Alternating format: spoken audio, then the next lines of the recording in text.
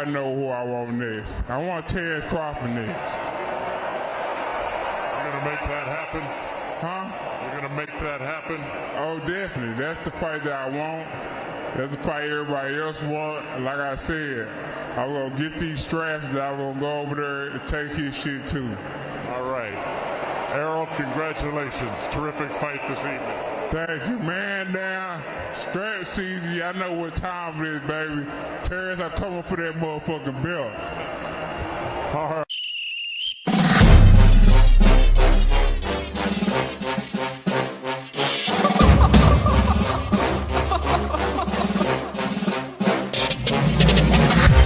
I'm not catching fades anymore. Gotta keep my hands clean when they come for the ball. Keep it smooth like a dawn, making moves in the dark. Cause I learned how to swim in the pool full of sharks. Now they coaches, cause they can't read all his motions. How the kid never switch codes, but he codes with focus. Staring down your team with a frozen, ice cold look that could end the summer solstice. Cause I'm more like the top dog. Keep on running game and the gang will accost y'all. I be calling plays from a plane while I'm off court. But we ain't the same, you a lame, I'm a mob star. Actually, I'm a top dog on a stat sheet. Off court, but I call plays for the athletes. Laughing when the cop cars try to catch me. Cause I rolled off in a taxi. Put my feet up, I'm relaxing. Singing Figaro with no accent. While I pour strings from the streets in. Do it all with a straight face, I'm the kingpin. Top dog, top flow, boss mode. I'm the kingpin. Showstopper, top dog, God five. I'm the kingpin. They know I'm a dog and a beast, man. Yeah, I keep the peace with a peace, man. I ain't got no time for a piece, man. Why would I respond to a pawn? I'm the... Hold up. If I let my dogs off the leash, they you might want to get out of Dodge while they eat. Honestly, they can smell the blood and the beef, and they don't leave anything behind after eating. I can see you soft, ever thought about retreating. If you never have, then they'll give you a reason. Better watch your tone, lose your bass when you speaking. Underneath the mask is the wrath of a beast. When you learn how to smile in their face, then go cutthroat. Then they wanna call you a con when the blood cold. I remember starving while y'all had a truckload. Now I'm with the mob with the call and the gusto. I'm a top dog on a stat sheet. Off court, but I call plays for the athletes. Laughing when the cop cars try to catch me. Cause I rolled off in a taxi. Put my feet up, I'm relaxing. Singing Figaro with no accent. While I pour strings from the streets in. Do it all with a straight face, I'm the kingpin. Top dog, top flow, boss mode. I'm the kingpin. Showstopper, top dog, God five. I'm the kingpin.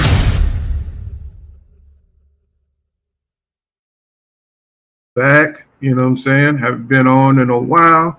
You know what I'm saying? Chasing this money. Got to do what a man got to do. What's going on, DJ? I know everybody's seen the Rolly Romero and this Barbosa fiasco. It was a whole debacle. And, man, boxing is just, in my opinion, you know what I'm saying, it's just getting weaker and weaker because they're getting away from the sport aspect of it and they're going for more entertainment. And, you know, it's just kind of taking the passion out of it. You know what I'm saying? Rolly Romero, he goes in there. We know he's not a A-class elite fighter, but yet he's getting all these opportunities, right? And we know it's bullshit as hardcore boxing fans. And you're just looking at the way the sport is going, and it's just kind of killing the passion because, you know, everybody's looking for big events instead of, you know what I'm saying, going down the ladder, you know what I'm saying, going down the rankings and making the fights. And for Rolly Romero to be a champion, in my opinion, it's a fiasco, bro. It's a mockery to the sport.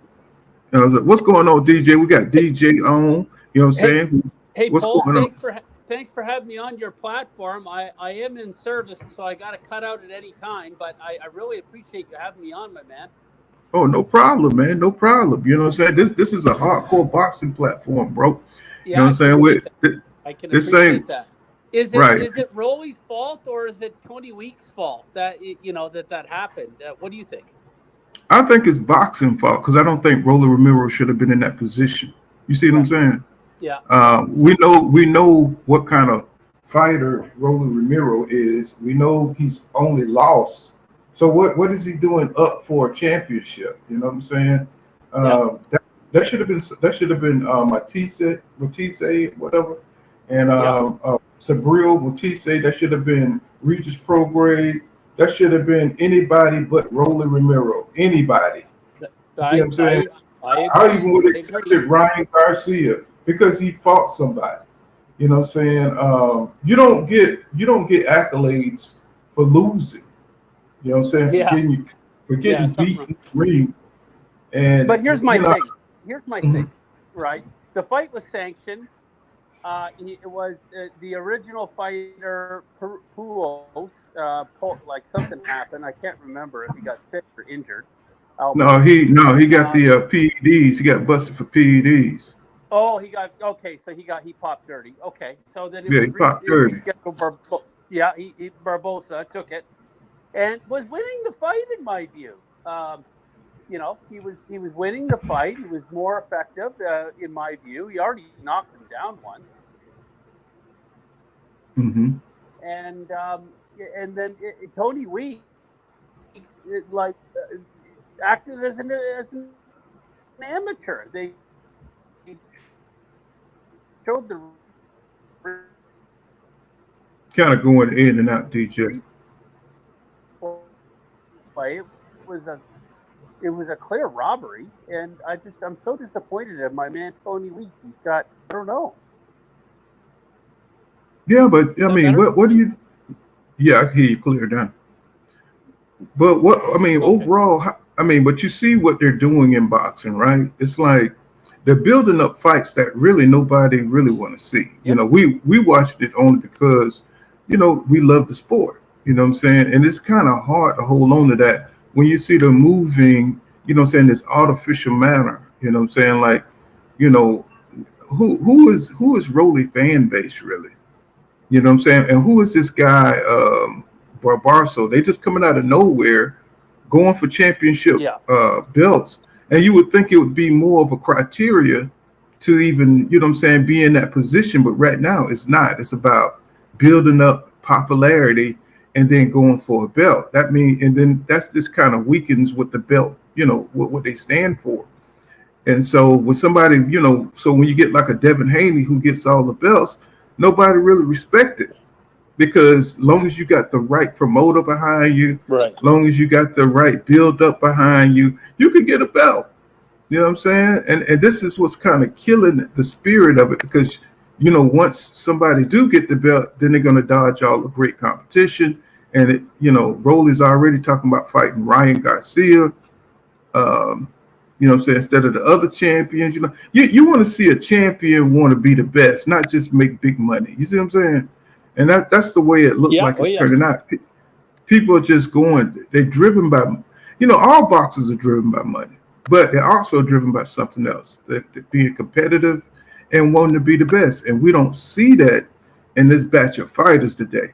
And, when I saw that fight, I was like, God damn, man, the quality of boxing has gone down. I didn't even want to watch that fight, tell you the truth. You know what I'm saying? I didn't want to watch it. I think I caught it on YouTube. You know what I'm saying? That's how bad it was, even though I got it for free on Showtime. And it was just crazy, man. You know what I'm saying? To see Rolly Romero, you know what I'm saying, who's kind of slow. You know what I'm saying? And they're kind of slow now. Y'all know Rolly, every time you ask him a damn question, he looked like he smelled something funny. You know what I'm saying? He always squinting his eyes. And it's like he would be the last person that I would think that would have a WBA championship belt. You know what I'm saying? And for him to get it shows you how far boxing has fallen. I guess DJ fell off. He says, yeah. He said the feed's cut out. Okay, let me see something. Let me see if I can switch it to my, let me see. Let's see. Look like it's connected. Let's see if I can switch it over to my Wi-Fi. Because I'm finding that. Let me see. Just hold on. Let's see. Get you. Let me see. I gotta put my hotspot on. There it is. All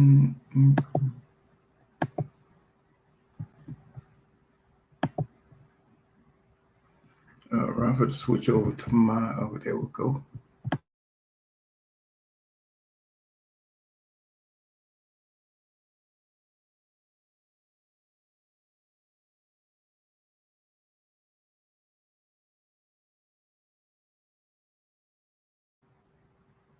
All right, can you hear me better now? I just switched over to my Wi-Fi. I was in the hotel Wi-Fi.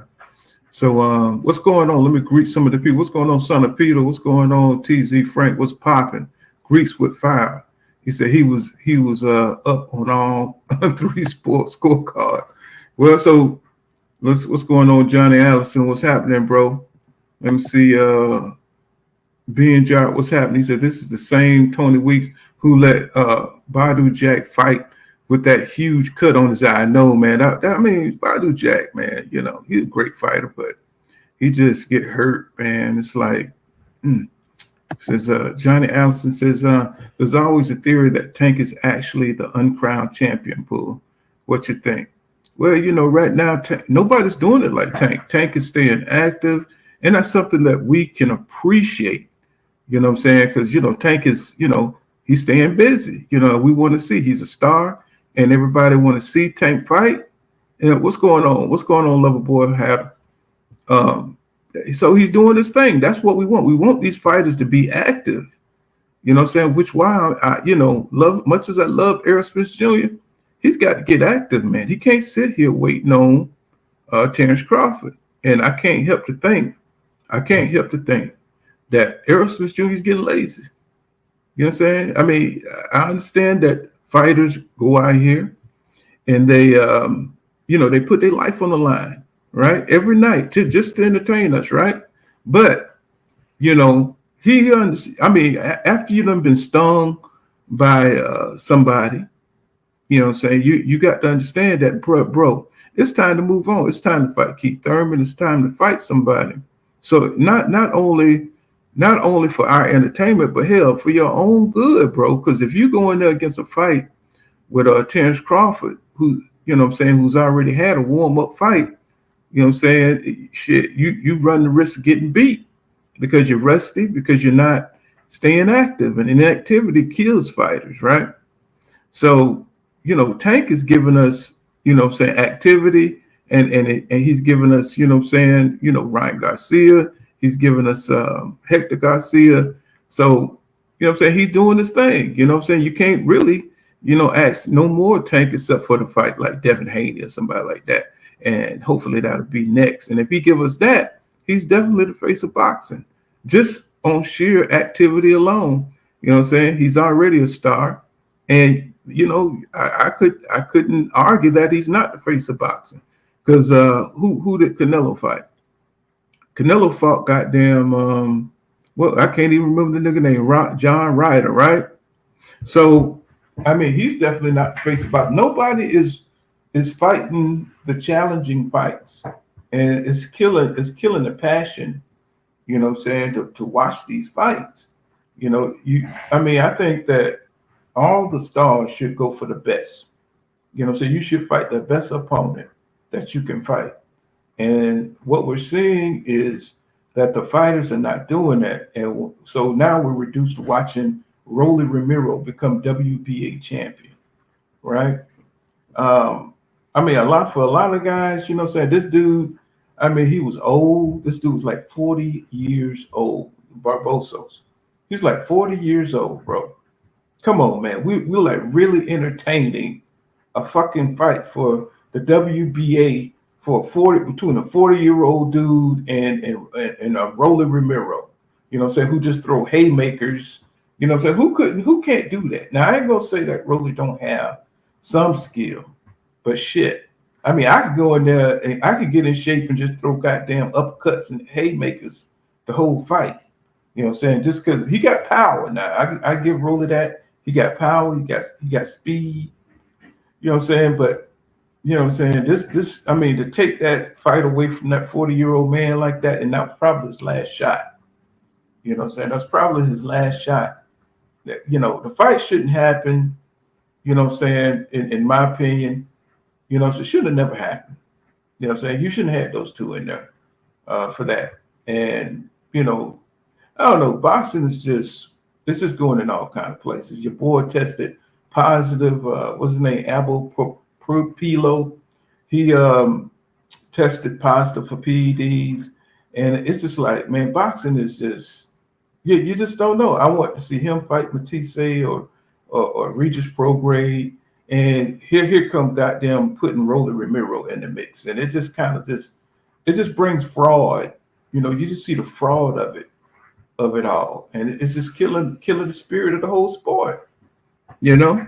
Let me see some of the comments. He says, so John Allison says, yeah, you say, yes, coming in good. Okay. Yeah, I just put it switch the Wi-Fi.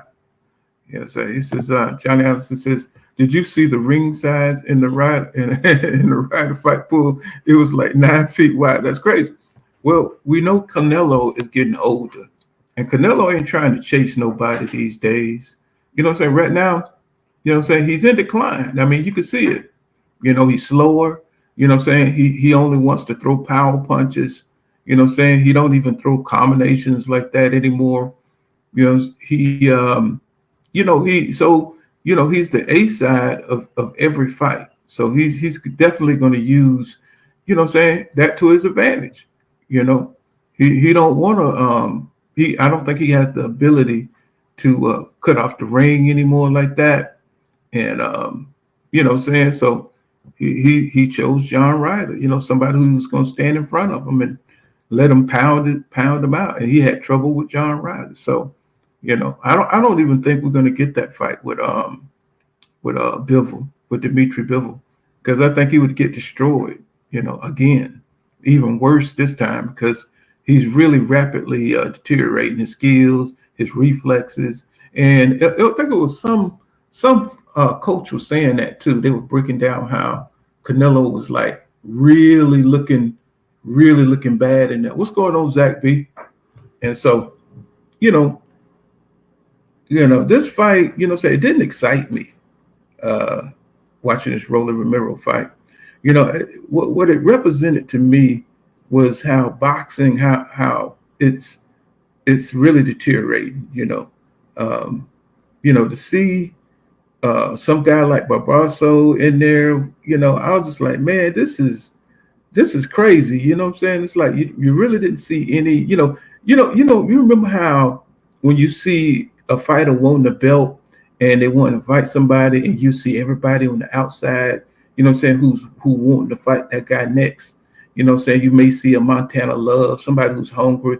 You might see a Richardson Hitchens or whatever out there. People who are hungry, you know what I'm saying, be around the ring, watching, getting ready for their turn. You don't see that shit anymore. You know what I'm saying? You don't see that anymore. You know what I'm saying? It's just like they got these setups, you know, thinking that boxing fans are just going to accept anything. You know what I'm saying? And I'm just tired of it, bro. I'm tired of it. It's like, you know, you want to see them go down the line, bro. Who's next? You know what I'm saying? Who's the next guy up in the rankings? You know, and it's not going like that anymore. You know, they're just putting together whatever the hell that they want to put out there. And, you know, the hardcore boxing fans, you know, we'll watch it up to a point. But when you start putting Rolly Romero's against Barbosa, man, I was just like, I couldn't believe it. And then Rolly getting knocked down. Well, I mean, I never thought much of Rolly. I mean, he's coming off a damn loss, right? He's coming off a damn loss. So what you expect? You know what I'm saying? You know, he's not getting any better. You know what I'm saying? There's no new wrinkles, you know, and then his coach almost get into a goddamn fight with a goddamn woman outside the damn ring. I was just like, bro, what the hell is going on in boxing? What are we doing? You know what I'm saying? What's going on, Master Khalid? What's going on, Mike Rhythm? What's going on, Willie Williams? You know what I'm saying? I put the link out there in case y'all want to go. I've just been working hard, bro. You know what I'm saying? And I just haven't been excited about boxing. You know, I'm looking at Errol Spence Jr., you know, with his hair. He ain't even got a haircut. You know what I'm saying? Like, bro, you know what I'm saying? You need to fight somebody, bro. You know, you need to leave Crawford alone. Don't you see this guy already feel like he done everything in the sport? You chasing a dude that's trying to get a retirement check, basically, is what you're doing. You know what I'm saying? You chasing a dude that's dragging you around, messing up your prime, bro. And I mean, I don't know how many fights that Errol Spence Jr. got, want to, continue to fight, but waiting on Crawford is killing his career, bro. You know what I'm saying? He's 33 years old, and you know what I'm saying? That's prime. You know what I'm saying? He could take a fight, right now.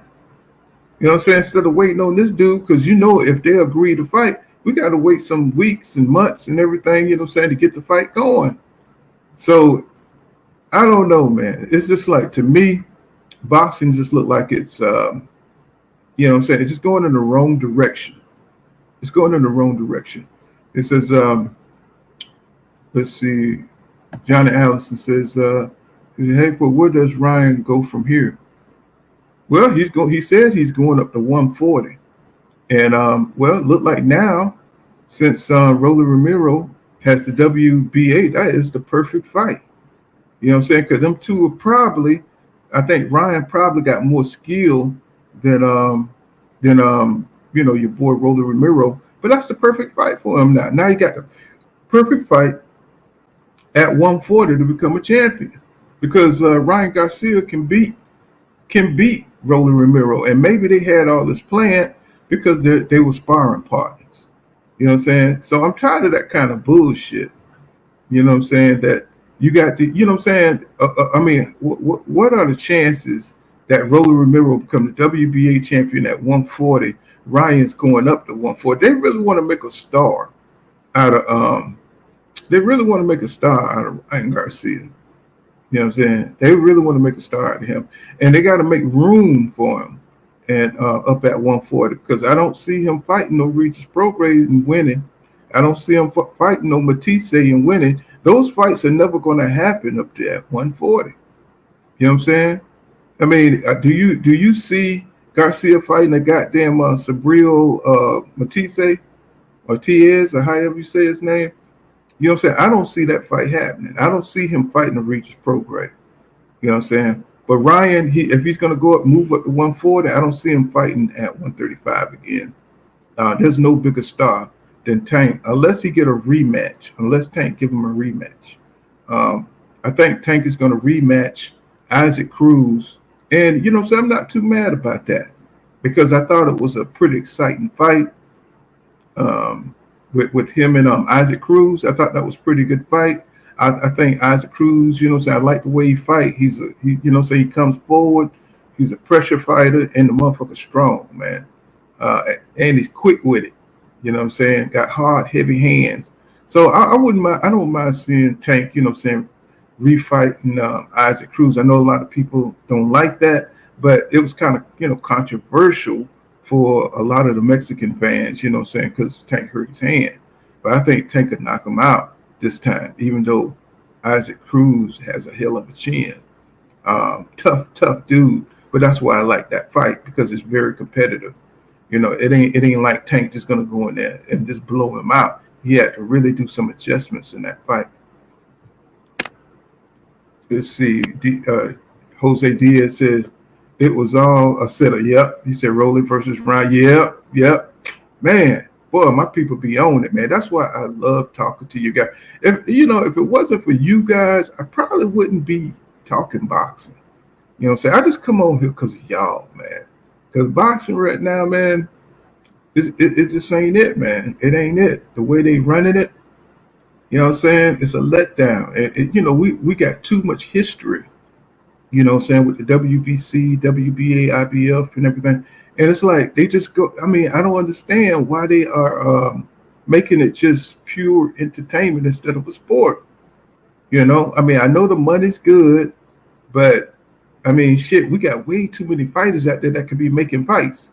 You know, why Montana Love ain't fighting Richardson Hitchens or some shit like that? We need to see those fights, but they're so afraid to lose and mess up their build up.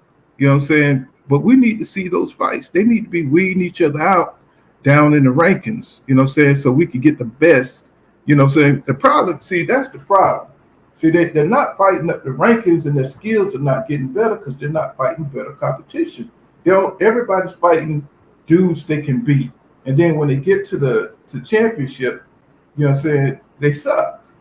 You know what I'm saying? It's like, they make it too many mistakes and then they're not fighting enough to keep their skills up and sharpened, right? I mean, look at AJ, right? Even though he was a gold medalist and all this shit, but see the way he got the belts, he didn't get them the right way. You got to fight the best competition. You can't just fight competition you can beat. You know what I'm saying? Those fights that takes you that's very challenging. You know what I'm saying? Like when Mayweather fought Emmanuel, God damn it, when he fought, what is his name? Emmanuel, the drunken master guy. You know what I'm saying? He didn't know that dude. He didn't know that dude was gonna be that tough. He just knew his skills. He just had confidence in his skills. So when you're building up, like Keyshawn Davis, it's gonna have problems because he only fighting dudes he can beat. He just fought Yidgets, right? Yidgets ain't shit, right? He's only fighting dudes he can beat. But you got to fight those dudes that's going, that's going to be a real step up. And that's going to help improve your skills. Look, I mean, Rolly Romero, he just lost the Tank, man. Yeah, it was a high profile fight, but you don't get any points for that, for losing. You know what I'm saying? For getting knocked out. You know what I'm saying? You don't get a championship opportunity. You know what I'm saying? So it just kind of lets you know that boxing is bogus. And I can see why a lot of the content creators are like black fight fans. He's tired of this shit. You know what I'm saying? Because we want to see it ran like a sport. Mike Rhythm says Ryan might get knocked out because he likes to run into shit. You know what I'm saying? Well, but I think Ryan can outthink Rolly Romero. And plus, they've been sparring. You know how it is. You know what I'm saying? They've been sparring. I think Ryan he'll be comfortable with fighting Rolly Romero. Whereas he get in there with Matisse. What's going on, DJ Black Charm Music? Let me drop the link. And I think he'd be comfortable fighting Rolly Romero. You know what I'm saying? And I don't see any other stars that would bring in any money up at 140, any popular stars for Ryan Garcia to really scope in on. And I think Rolly and Ryan could produce something because people really say what you want. People like Rolly Romero. You know what I'm saying? Even though they booed his ass up out of the boxing ring. You know what I'm saying? And it's just crazy what they're doing in boxing right now. What's going on, Erica? He says, salute, brother. He says, boxing has been becoming WWE for quite some time. He says, same as the NBA. He said, I made a lot of betting money treating it as such. He says, they call me the weatherman at work. and see, Eric, man, this is kind of crazy, man, to make this drastic change. But it's been changing for a while. Gradually, over time, it's been changing like this, man. You know what I'm saying? It's like he says, it's been changing like this. Let's see. There we go. Find a clip there. What's going on, DJ Black Charm in the building, brother? What's happening with your brother? What time it is? Salute. Yeah, man. Yeah, man. It's oh man. It's like the passion for the sport is waning, bro. It's like we're not getting the best fights. It's just like, oh man. I mean, the only person that's really cooking is Tank, and he can't carry. He can't carry the sport, not by himself. When we got all kind of fighters that could be fighting. I'm talking about even on the lower level, but they're just not putting the talent together. Mm-hmm. Yeah. Keyshawn Davis could be fighting Frank Martin. What's wrong with that? You know what I'm saying? Ain't none of these niggas famous enough. We make them famous in our eyes. They ain't famous enough to the networks for the networks to pull the strings on it. You know. I mean, but see that's the problem. That's the but that's the like, problem. When Mayweather was popping Poole County, when he first started popping, you seen a lot of fights coming out of Mayweather because I believe Floyd was putting up a lot of his own bread to put on those shows. You know, like now the cats say they want to be their own man, but they ain't moving like they say. There's so much talent out here. These niggas should be fighting each other on GP without a network. They should be able to put their own shit together. That's right. But they got to put that. But the thing is, like, they make that money. They sitting around looking at their millions like, man, I ain't finna spend my money on getting no arena and paying me. You know what I'm saying? That which is why we ain't getting it. You know what I'm saying? That's why we ain't. They everybody can holler they got this promotion company. But in all actuality, in reality, Top Rank is over 9,000 fights in. You know what I'm saying? So all these new people right now, shit, well, y'all gonna catch up with Top Rank. Y'all better start putting on your own bouts right now. Other than that, you're gonna have to be subject to what Bob Arum got to say, how he want to move, what PBC want to say, or how they want to move. I think people now. I had hopped on H Money show the other day, Poole County, and I said that to everybody that was talking smack, saying the PBC full of shit and all that, and I was battling against them for saying that. I apologize to them dudes, man, because PBC had a sorry ass card this Saturday, man. I'm like, man, I see what a lot of people, because no way Rolly should have won. Ain't no way Kenny Sims Jr. should have won.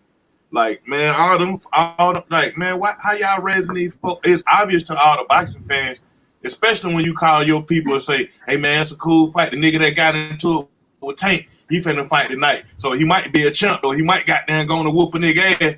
And then all your folks were like, brother, who you were talking about? That nigga still suck. You know what I'm saying? To an old ass nigga. So it's like, damn, man, you know. And I think that's on PBC though, Poole County. Then it be on Top Rank, and then it's on Eddie Hearn too. You know what I'm saying? We're trying to we're being a newcomer in the mix of it. But you know, it's almost like they go ahead. I see somebody that just hopped up. What's going on, Willie? What's going on, Willie? What's going on, brothers? What's going on, brothers? Man, how y'all doing, man? Oh, pretty good, bro. Just trying to get this thing back in action, bro. But I heard you, man. Keep going. I thought you were about to say something. Mm-hmm. No, yeah, it's been busy for me, man. I'm going to head out there to Washington. Oh, there you go. Mm-hmm. Go ahead, busy for you. Yeah, I said it's been busy for me too, man. I'm going to head out there to Washington. You know what I'm saying? Okay. Washington State. Yeah. Oh, man. Hey, when you go out there, just remember 21 cents per mile, bro. They charge you going across to Oregon. You know what I'm saying? I know. I don't think I got to go that far. I don't think I'm going. You know, I think I'm going to Moxie. Mm-hmm. You know, it's just outside of Montana. Yeah, I went out there about 4 or 5 times this year, and I got a nice big check for $200 and something, 21 cents a mile going across Oregon and shit. So just, you know, and check them. Well, you don't know no change. I think you good now. Mm-hmm. Yeah, that's something I ain't know about, man. I had to check into that. Oh yeah, you know but make sure you got at least 5-6 chains. You know what I'm saying? Yeah. Mm-hmm. Exactly. Yeah, man, I was just hearing you, man. You know, talk about that was a mess last weekend, man. I mean, over the weekend with Rolly fight. Yeah. I thought you was gonna. Yeah. So what you thought? So what do you thought about the damn decision and the stoppage and all that? I'm gonna tell you one thing. And then what it is, they trying to, you know what I'm saying? They trying to push Rolly, man. For some odd reason, they trying to push Rolly. PBC, Floyd, whoever.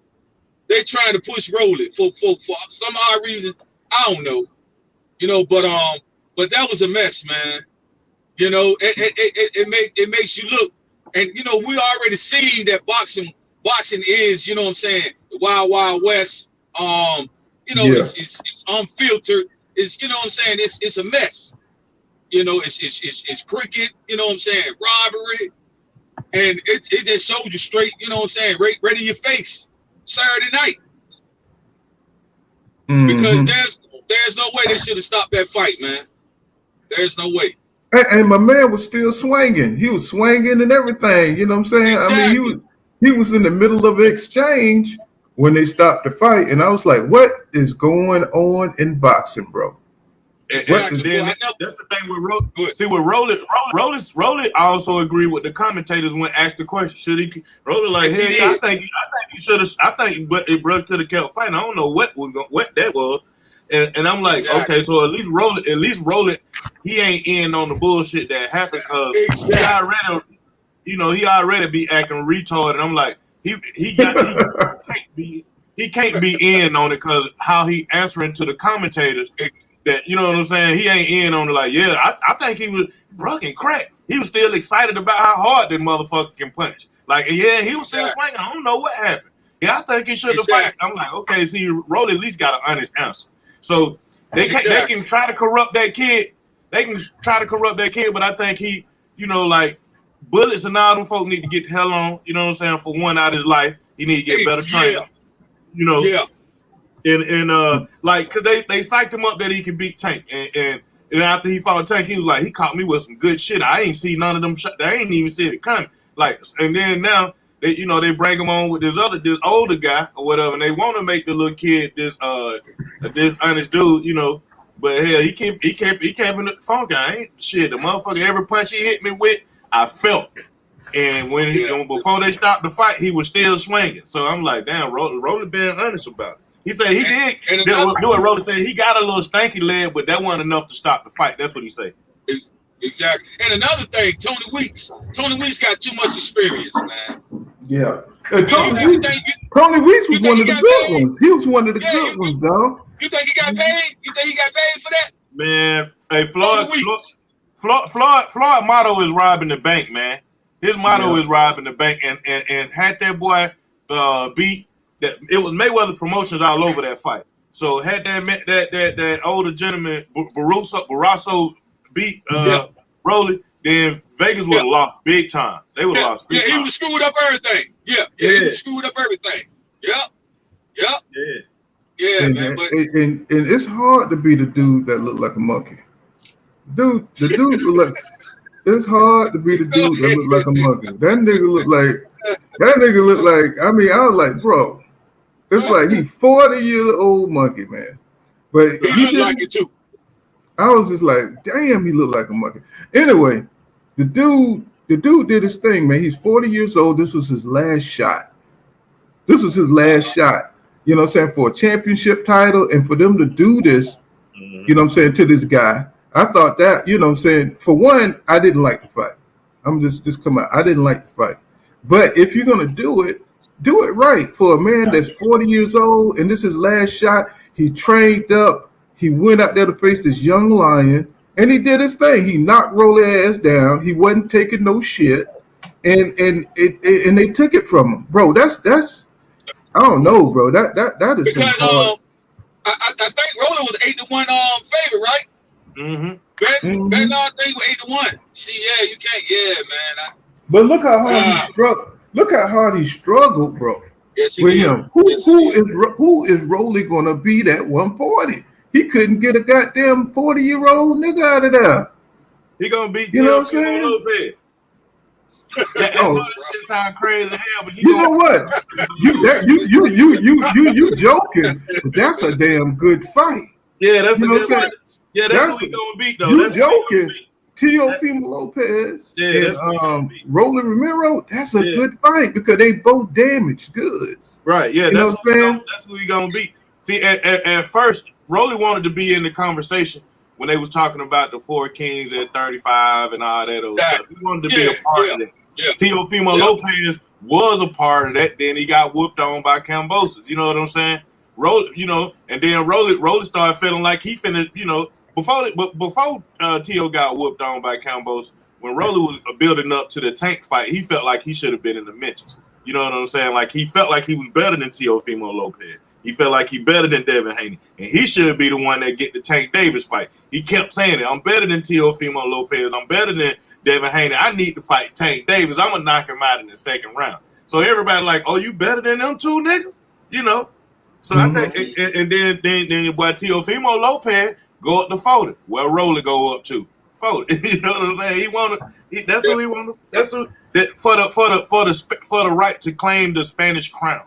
You know what I'm saying? Who that new dude right now for Spain? Alvarez out the door. He old. You know what I'm saying? Alvarez out the door.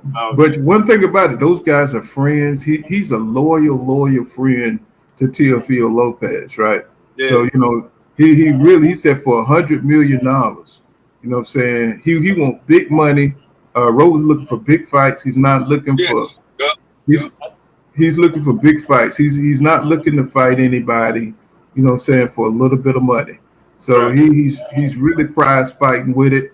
He's taking it there. Let me read some of the comments. You know what I'm saying? Let me see. What's going on, Game MP says, man, I don't want to see that rematch. Bro, stop, bro. This is what John said. He's already handled Cruz with one hand pull. I know, but Cruz keep coming. That's what I like about Cruz. He got heart.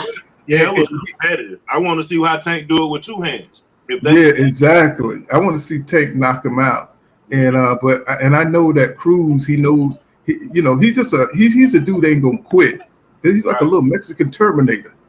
And watch this, John Allison. How about this right here? Isaac Cruz took Tank with one hand too. He lasted Tank with one hand. So that says a lot for Isaac Cruz. I think for Coach Calvin too. That's why Coach Calvin want to see it again. Like, damn, that one hand advantage that Tank did have. You know what I'm saying? Dude still stood in there to be a cherry pick, a last minute choice. Now, John said we just got Tank and Ryan. We're going to get Loma and Haney next weekend, and we may get Bud versus Spence and Wilder versus AJ. He said, "Pull this exciting." Yeah, but you can't look at it that way because now we've seen so many fights fall through in a row. We've seen more fights fall through, man. It's like I could look at what this lineup you saying, and half of these fights ain't gonna happen, bro. Half of these fights. Andre Charlo and all that stuff from years ago. You know what I'm saying? Fights we used to beg for when them cats when they was in their 20s. You know what I'm saying? Shit, them niggas in the mid-30s now, man. You know what I'm saying? Right. You can only get excited once they get in the ring these days. Exactly. You know what I'm saying? Exactly. I know what you're saying, though, Johnny Allison. You know what I'm saying? And it's just too much time is going by. We got too many fighters that could be fighting. You know what I'm saying? I'm not just talking about the top stars. I'm talking about, the Keyshawn Davises and the, you know what I'm saying? What's that guy name that came out the Olympics? Tiger Johnson. Yeah. You know what I'm saying? We want to see these guys get into the mix and stop fighting. Stop fighting, waiting for, they should be fighting 5-6 times a year. You see what I'm saying? And it should be. I don't knocking their ass off though, Paul. Every time a name get the one of they get that they head get the rearing up like a beast, he knock them off. He knocked out Rolly, he knocked out Ryan, he knocked out Hector, he knocked out Isaac Cruz. Man, his whole and all these folks younger than Tank. I think Tank picking them out because they ain't got that much experience with little Devin Haney. He gonna be a little more experienced though. You know what I'm saying? I think Logan's gonna help Haney, name wise on the rest to get us up. You know what I'm saying? Because nobody really sweating them belts like that. You know what I'm saying? Because right. He's sucking all the oxygen out of 135 because he's the star with that power, and that's who people want to see. So nobody's really thinking about them belts right now at 135, and that's a problem.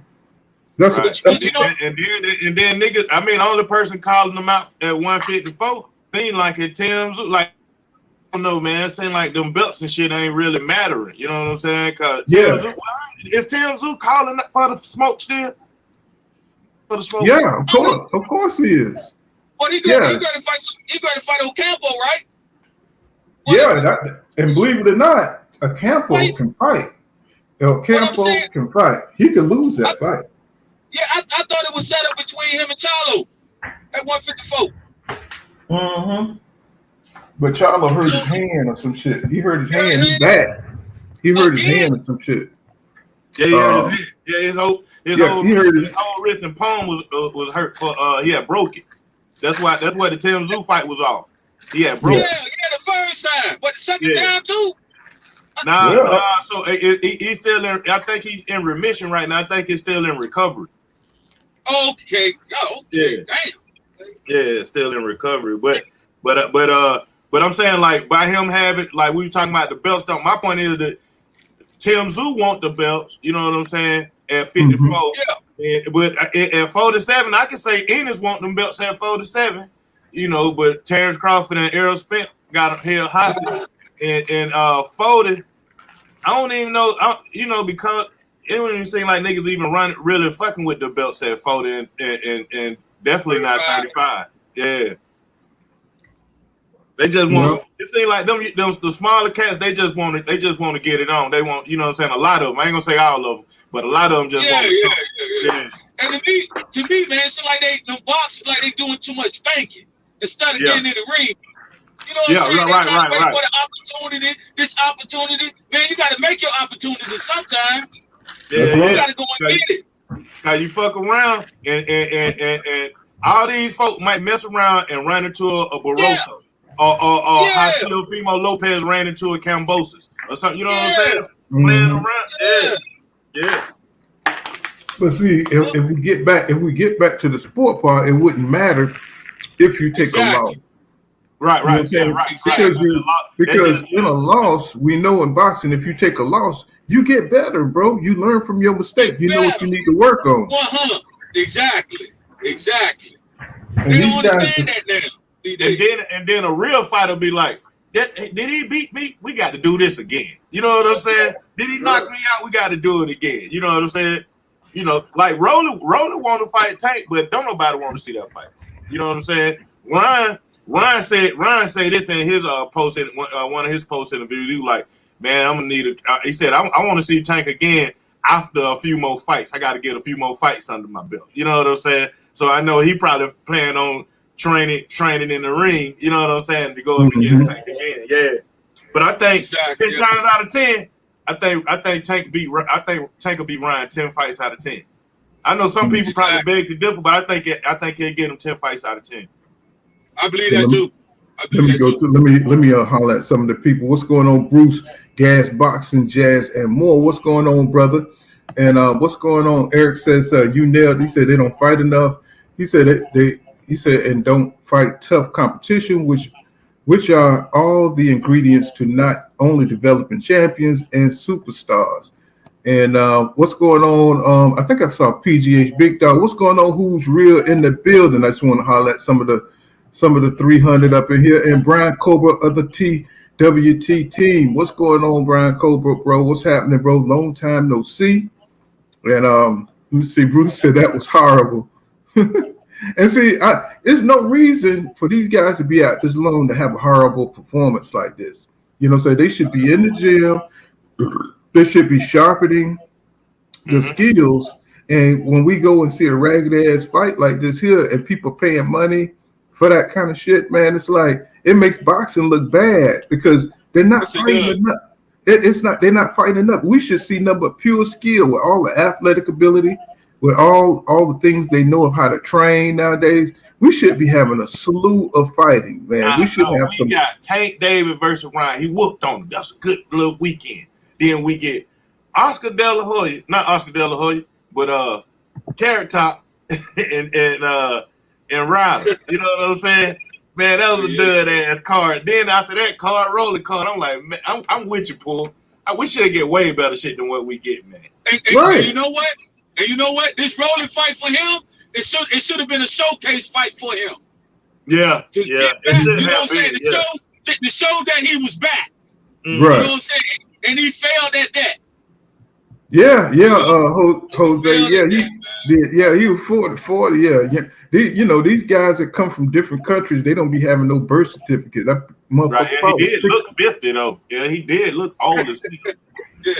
Now Tremaine told me something. Not everybody want to see Rolly Romero fight Haney. You know why? Because they think Rolly probably would hit him with one of them haymakers. You know, because he got that power. They want to see Haney against somebody with some power. You know what I'm saying? Not Rolly. Not Rolly. Hell no. He'll walk. No. Man, Haney would dance all around that man. I'm telling you. David Haney would dance all around that nigga, man. Because, and you know what? It's because he telegraphs his punches, bro. You know what I'm saying? He telegraphs his punch. He fights like them niggas in the 70s, you know what I'm saying? Like in them cop movies, like when they fighting and shit, you know, like the Hollywood, you know how they choreographed it, you know, I hit you, you hit me. I hit you, you hit me. You know what I'm saying? And he'll never, his skill level, you know what I'm saying? I even think Teofimo Lopez got more skill than Rolly Romero. You know what I'm saying? But Paul, he's still young though. He can, you know what I'm saying? He can, if he don't got the skills, you know what I'm saying? He can get them because he's still young. He got to move bullets up out of there though. He got to move bullets up out of there, or at least call somebody else in. You know, like but you see how Keith Thurman, you see how Tank, you know what I'm saying, they've been training since they were children, and there's a reason why, you know what I'm saying, they versatile like that, because they've been training since they were kids, bro. You see what I'm saying? When you could do like a Errol Spence Jr. He started as a teenager or a little younger, but you can tell it depends on, you know what I'm saying, your mind, how much you want it. But it's hard to change your skill set. That's in the ring. Rolly said he only 24, and he only been doing it for 10 years himself. So he started like 14 to 15 years old too. Yeah, I mean, to get all the fundamentals, to learn how to fight southpaw, you know what I'm saying, how to fight, you know what I'm saying, to get your range down. Then you got to account for, different athletes in the ring. You fighting pros. You fighting pros, bro. Yeah. So you got another guy who's trained to move around the ring to position himself to debilitate your ass. So these dudes are professionals, you know what I'm saying? Even the worst professional will probably beat the shit out of a guy. You know what I'm saying? I got a question for you behind that, Paul. All right, so you got the guy coming in, he just turned pro, Andy Cruz, and he feel like he can fight, he can beat Keyshawn Davis because of the amateur stuff, you know what I'm saying? Or he beat him in the Olympics and stuff like that. And my question to you is, like you say, it's different in the pros. You find a professional now. So like in the Olympics, the type of shots that he beat Keyshawn Davis with to get the gold medal, as opposed to the grown man professional shots that he got to take in the have you watched it yet? Have you watched Andy Cruz before? Yeah, he beat Keyshawn Davis, right? Yeah, in the Olympics. So you think he can get Keyshawn in the pro? Twice. Say that again, sorry. I said, you think he can beat Keyshawn Davis as a professional boxer?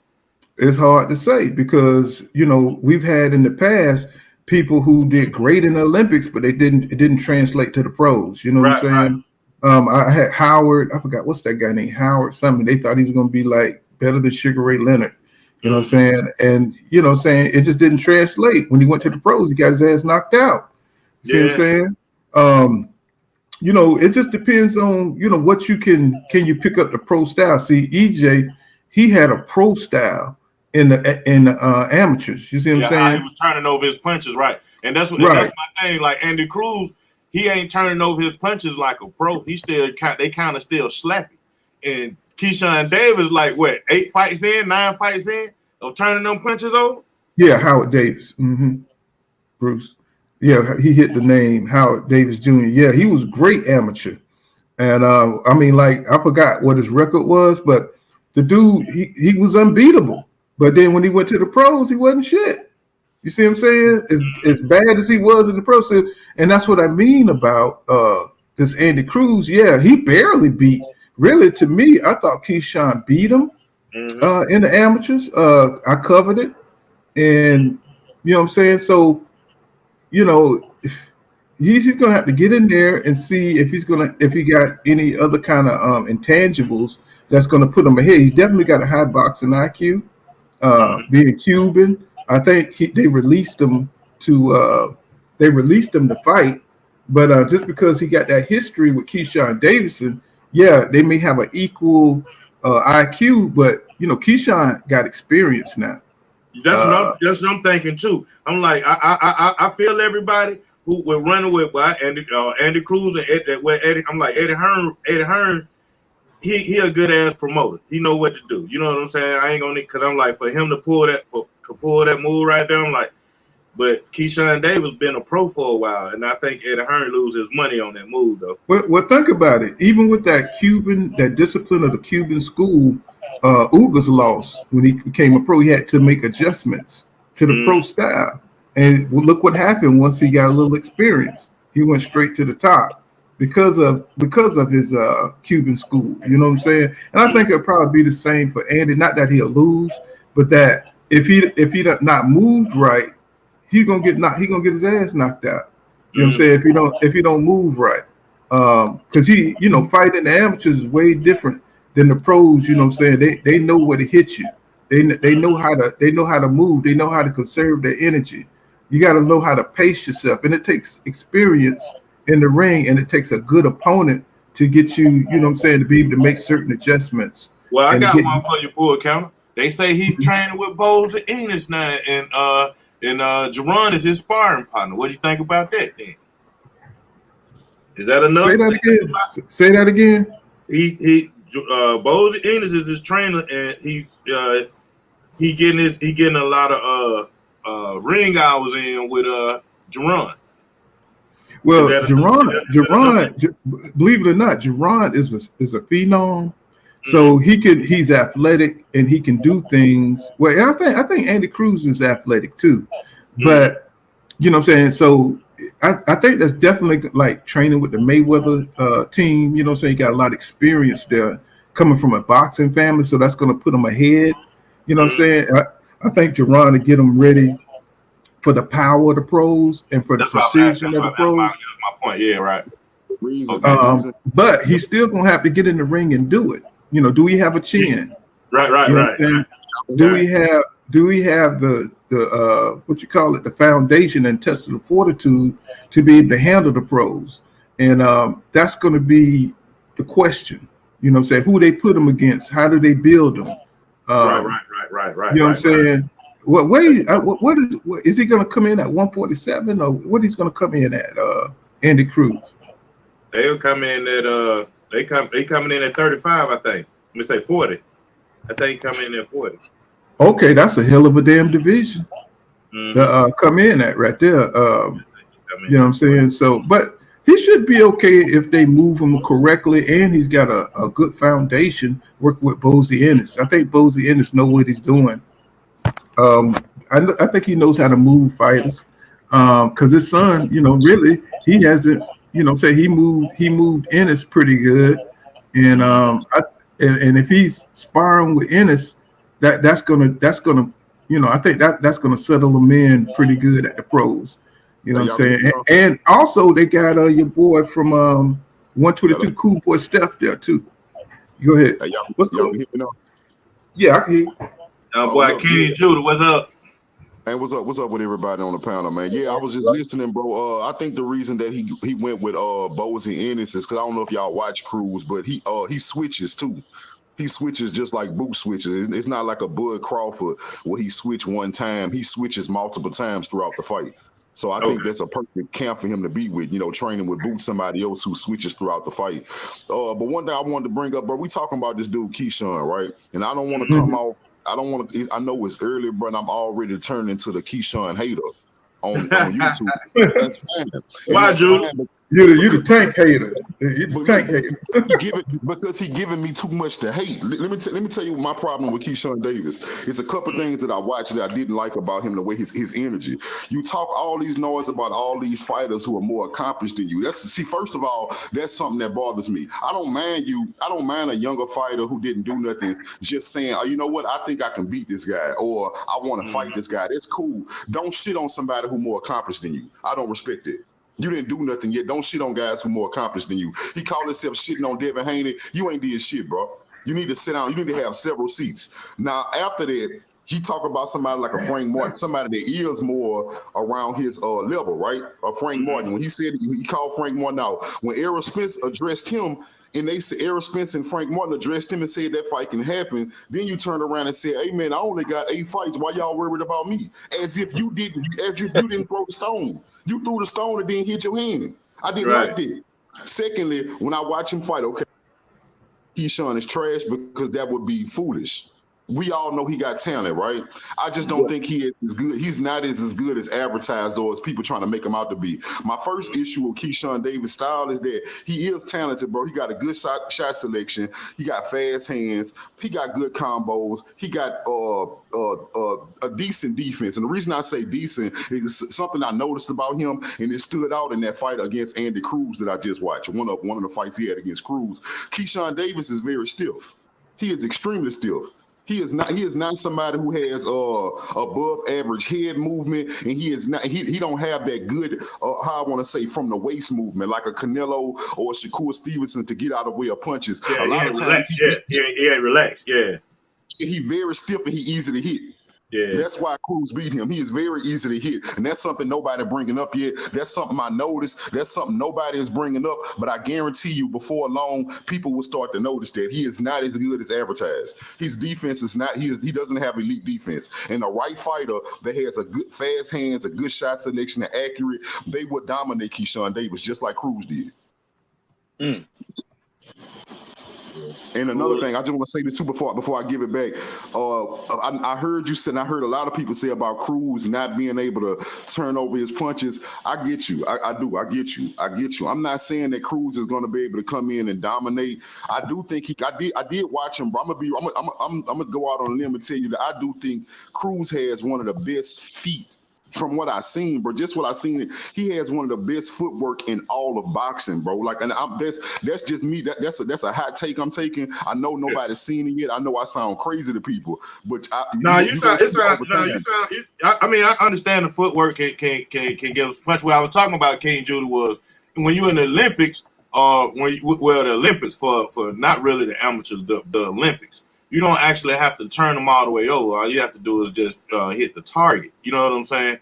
And Andy Cruz is more of a target type of person, more or less, than, you know what I'm saying? When you're in the pro, they turning them over because they trying to have not hit just the target, but have an impact every time they do it. You know, every time they touch the target. So that's I was just saying, I think he gonna be a real good fighter, bro. When he come in, and again, you know he want that Keyshawn Davis fight. Don't know if it's gonna happen, but Keyshawn talking about, just talk to my promoter, this and that. Bro, I'm telling you, if Keyshawn fight Andy Cruz in the pros, Andy Cruz is gonna beat him again. But another thing I want to segue to is that Rolly getting that goddamn belt at 140. Let me tell you what that just did. That was the worst thing that could possibly happen. You know what's gonna happen right now? There would never be an undisputed champion.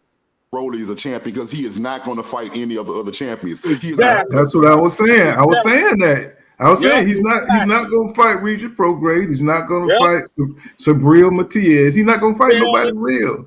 He ain't going to fight nobody real. That's crazy. Exactly. Yeah. And also too, Keyshawn, I've been trying to, keep track of him because he's from my hometown. He's from Norfolk. Sweet Pea Whitaker is from Norfolk too. I grew up with his younger brother, Sweet Pea Whitaker. And the way like you say, the way he carried himself, it seemed totally different from the way Sweet Pea would have carried himself. If that make it, if that make any sense. But see, this is my thing. Sweet Pea had supreme confidence, bro. I mean, he was part of that 86 or 84 team with Evander Holyfield. Them boys was like the dream team of basketball. You know what I'm saying? So that was he was a special fighter. I mean, it was different. So Sweet Pea was different, bro. He beat Chavez. I mean, he beat legends. So, Keyshawn Davis ain't done nothing yet. They not even fighting the type of dudes that Sweet Pea beat on the way up. They were beating stars. See them guys back then in boxing. even the journeyman was good. And they were really into boxing. They were into their craft. So when you came across a no name, he could box. He could do everything. These guys here, it's like they're soft. They're lacking skill. You know what I'm saying? They're out there just to get beat, not to upset the apple cart. You know what I'm saying? And I'm pretty sure they had fights back there. But you could see Sweet Pea didn't need no setups. And I just want to shout out to D-Town Boxing in the building. What's going on, D-Town? I'm going to drop the link just in case you're out there. You want to come up and say something, my brother. And, you know what I'm saying? But back then, we had we had better quality of boxers. Yeah. And you might have not knew who their names were, but you could see by the way they boxed that they were super good. And what we're seeing now is a lot of boxers who are not that good, and they're making it to the top. And so when they get Falumaloom out there, you know what I'm saying? It's like, it's no big deal. You know what I'm saying? Because they haven't really fought nobody to get to the top. You know what I'm saying? To become the best. And you don't get that feeling that they are the best because you can see the flaws in the way they fight. You can see the people who they're fighting.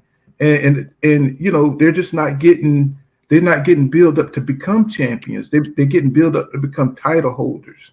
And that's what we're looking at. We're seeing people holding titles, not somebody who's going to reign as champion for a few years. That's out of here. No longer are people trying to reign as champions. Now, Errol Spence Jr., he's had the belts for a minute.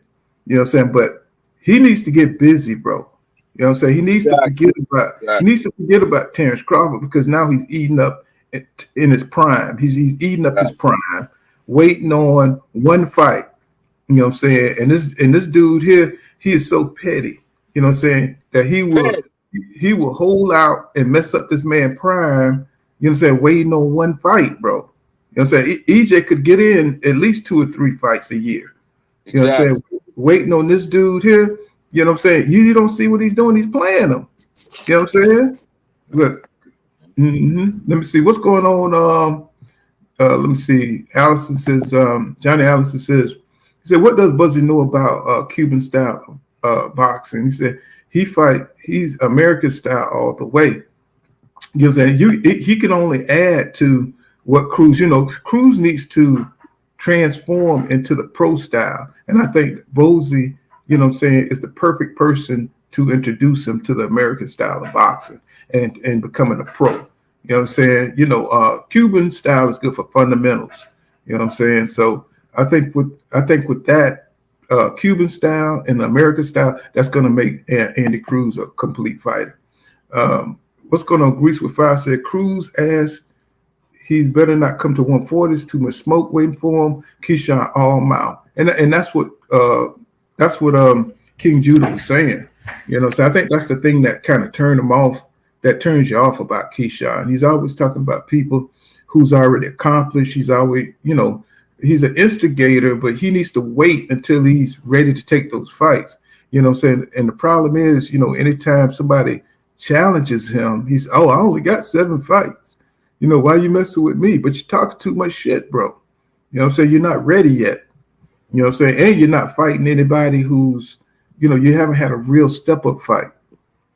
Yidgets is not a good step-up fight. You know what I'm saying? What's that guy named that beat the shit out of that gave Rolly Romero what is his name? Jackson. What is his name? Marinez Jackson that fought Frank. Damn man, I can't get my names right. Frank. You know what I'm talking about? Jackson. That would be a good fight for Keyshawn. Jackson Marinez. Yeah, Marinez. Yeah, Jackson Marinez. I couldn't think of his name, but that would be a good step-up fight for Keyshawn Davis. You know what I'm saying? Because that's somebody who gave them guys a lot of trouble. That dude can crack, and that guy, he can box. Now, somebody like that would be a good step-up fight for Keyshawn Davis. And if he goes out there and dominates that dude, then, you know what I'm saying, then he'll be on his way. But as long as he's fighting these dudes at top rank, he ain't gonna be ready, bro. He ain't gonna be ready. You know what I'm saying, for the next level. And he's gonna continue to talk shit. But you know what I'm saying, we got to see him in there with somebody. You know what I'm saying, and look good. Same way he's been looking, you know what I'm saying, against these no name opponents. So, but that's how I see it. You know, what you thought about the fight? And then, Bob trying to build up his man, and Eddie trying to get into the American boxing too. So I guess everybody making a move. Did y'all see Crawford? Did y'all see Crawford talking to Sims Jr.? You know what I'm saying? Did y'all check that out? You know what I'm saying? That's Sims Jr. about what? I don't know. He was somebody's security or something. I was looking online. Man, Kenny Sam Jr. looked worse than Ugas did, man.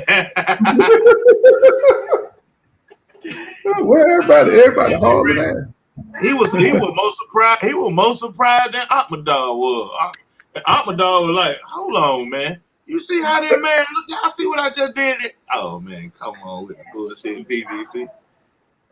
So I don't know. It's like boxing needs a reset.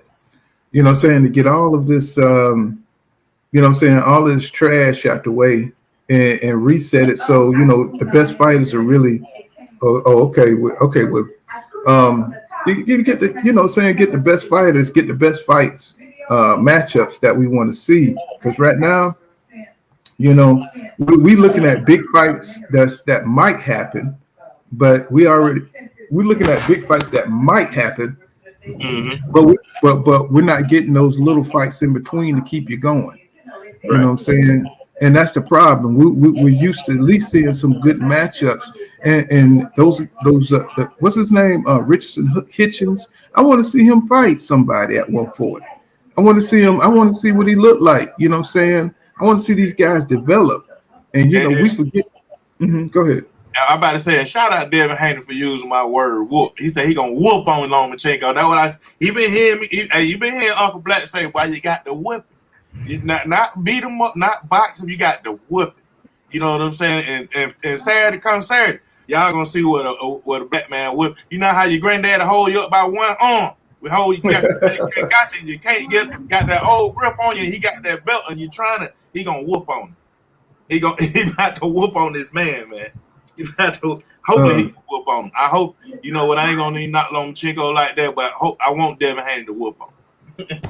I think he said something about Kid Austin. Kid Austin, he needs to work on his craft, because he came across a dude his last fight, and he looked shaky, man. He was getting tagged good, man. He was losing.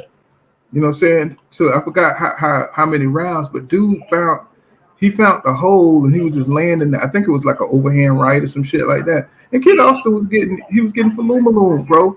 And I was like, oh my God, are you serious? And he was looking shaky. He didn't know what to do. You could tell his confidence was shook. I say, okay, well, he's gonna need to have to work on that. You know what I'm saying? He's not as dominant or special as I thought.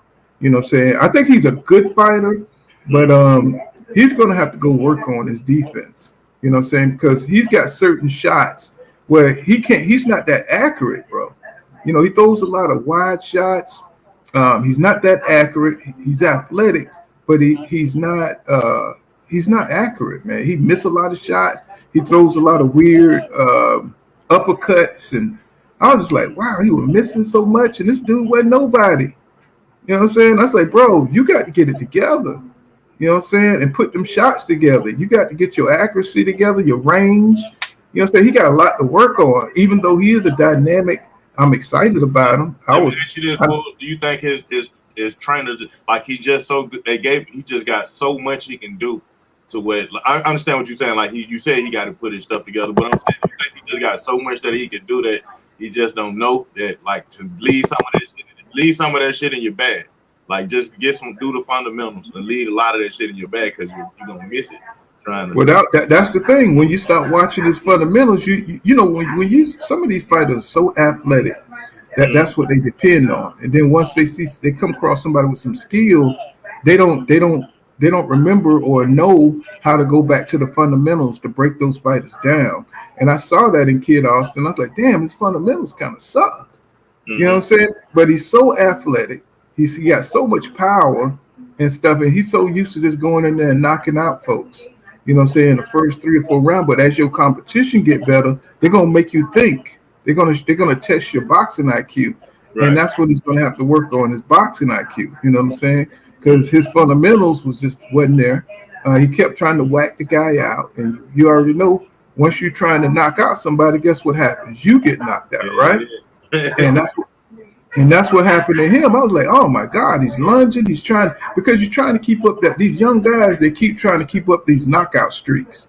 You know what I'm saying? You can't just go in there and knock out everybody the same way you do, other sorry ass fighters. Sometimes you got to think your way through that shit. And I think that's what Kid Austin is running into. He see, I'm in the pros. It is some good pros in there that are not as celebrated as others. And you know what I'm saying, you're gonna come across some dudes that can get with you. They can get, or they got a tough chin and you can't knock them out. Or you know what I'm saying, they got some kind of intangible that you're gonna have to get around.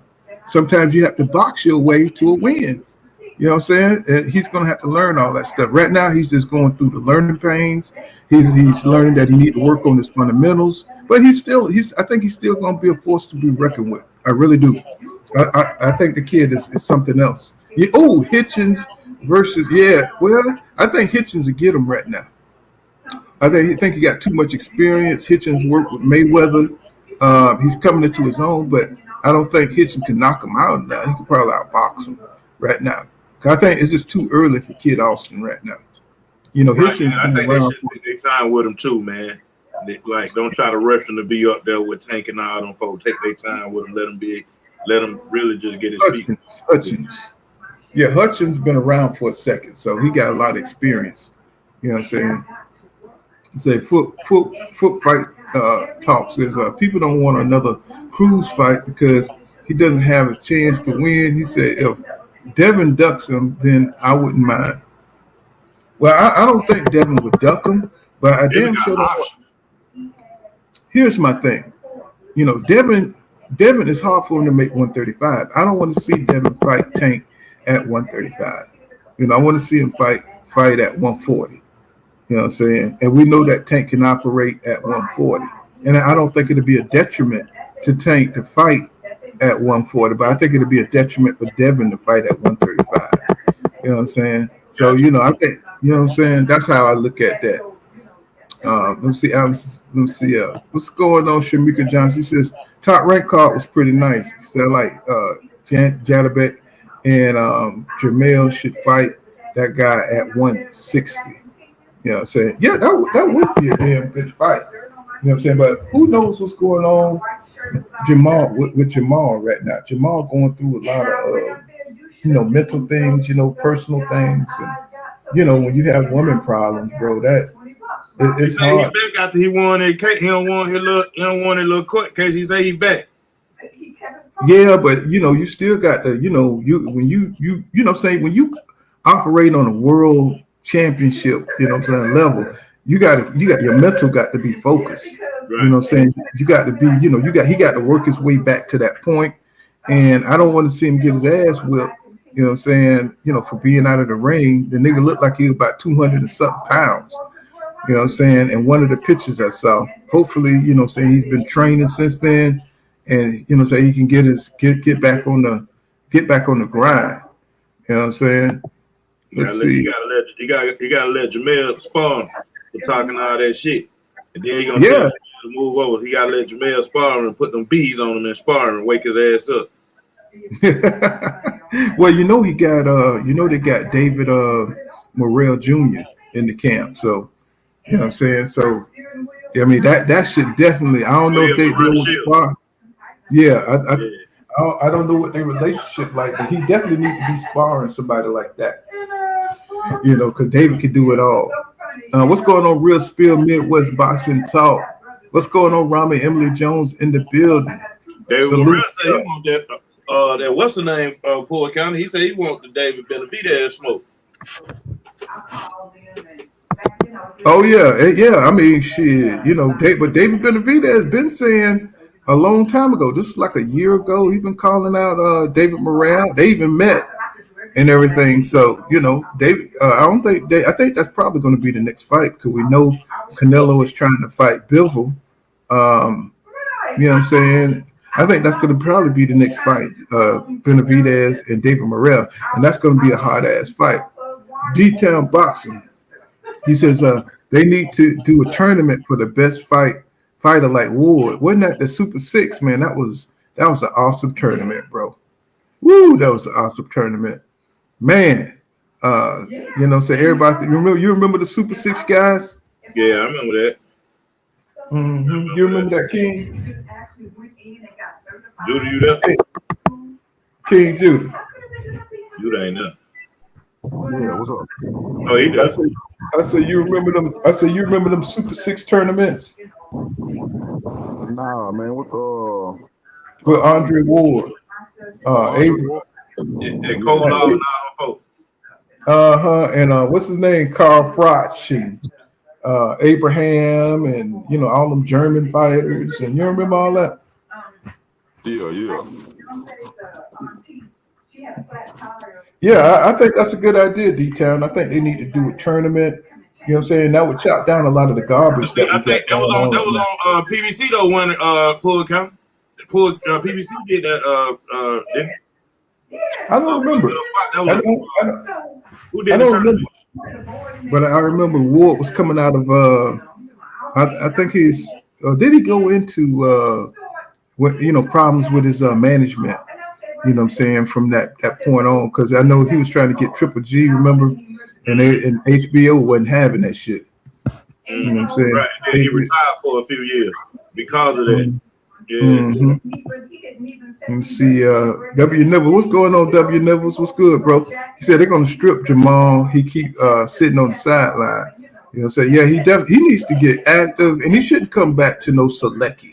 If I see Selecki name one more time, bro, I'm just gonna pull all my damn hair out, bro. You know what I'm saying? They keep trying to put this dude in there with Selecki, bro. I'm like, man, I was like, he shouldn't be fighting no Selecki, bro. You know what I'm saying? He don't deserve it. Jermaine Wood says Tank fighting Cruz, then taking Rolly belt next year. That's the play. I can see that. But why do they keep revamping these fights?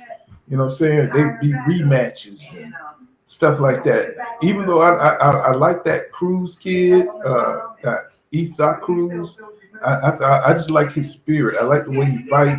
I like the way he come forward. It gives Tank the ability to knock his ass out. You know what I'm saying? Besides that, I do want to see him fight Devin Haney. You know what I'm saying? I do want to see him fight Devin Haney. I think they try to do a tournament down at 135, but of course everybody's not going to cooperate. Everybody's, I think it was T.O. that pulled out the damn tournament. You know what I'm saying?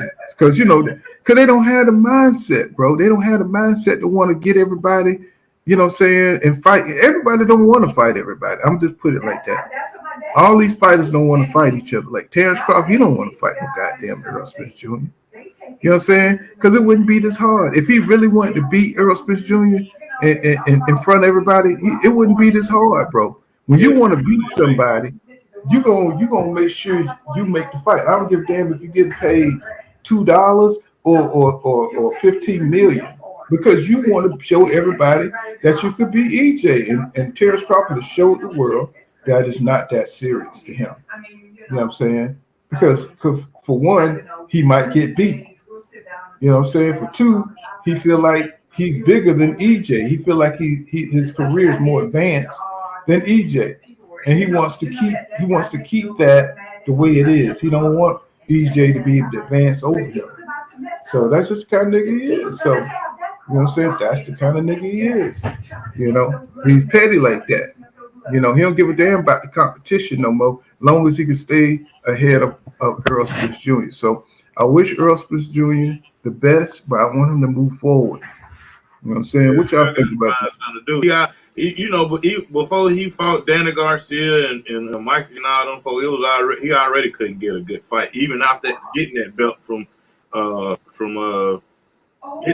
Kell Brook. So it's like, I don't know what new world he thought he was in. Like, well, you better find you something out of the fight. You know what I'm saying? Well, the problem is, anytime you hear about the fight, it don't be nothing. They still be talking about, we talking, we in negotiation. What the hell are you negotiating about? You've already been in negotiation. So when you go back into negotiation, you should already have an idea of what this dude is asking for. Mm-hmm. So So we know it's a stall tactic now because, you know what I'm saying, they've already been talking on the phone. You know what I'm saying? So what the hell do Terrence Crawford want? I mean, if you're not in there to show that you're the best, you know what I'm saying? It's like, I mean, what else? You want Errol Spence Jr. to wear your drawers when you come out? You know what I'm saying? You want him to wear your motherfucking gloves? What's going on? You know what I'm saying? Besides, you know, you want to beat this guy, go ahead and beat him. Guess what? You become the A side, right? Instead of all this crazy ass negotiation shit that's going on. He got in there with everybody else. You know what I'm saying? But now when it comes to EJ, oh, it's different. He's a killer. So now I got to move different. No, you're supposed to be Terrence Crawford. You're number one. You're the best fighter in the world, right? And nobody said he ain't. It's just that he's moving like a bitch. You know what I'm saying? He's moving like a straight bitch right now.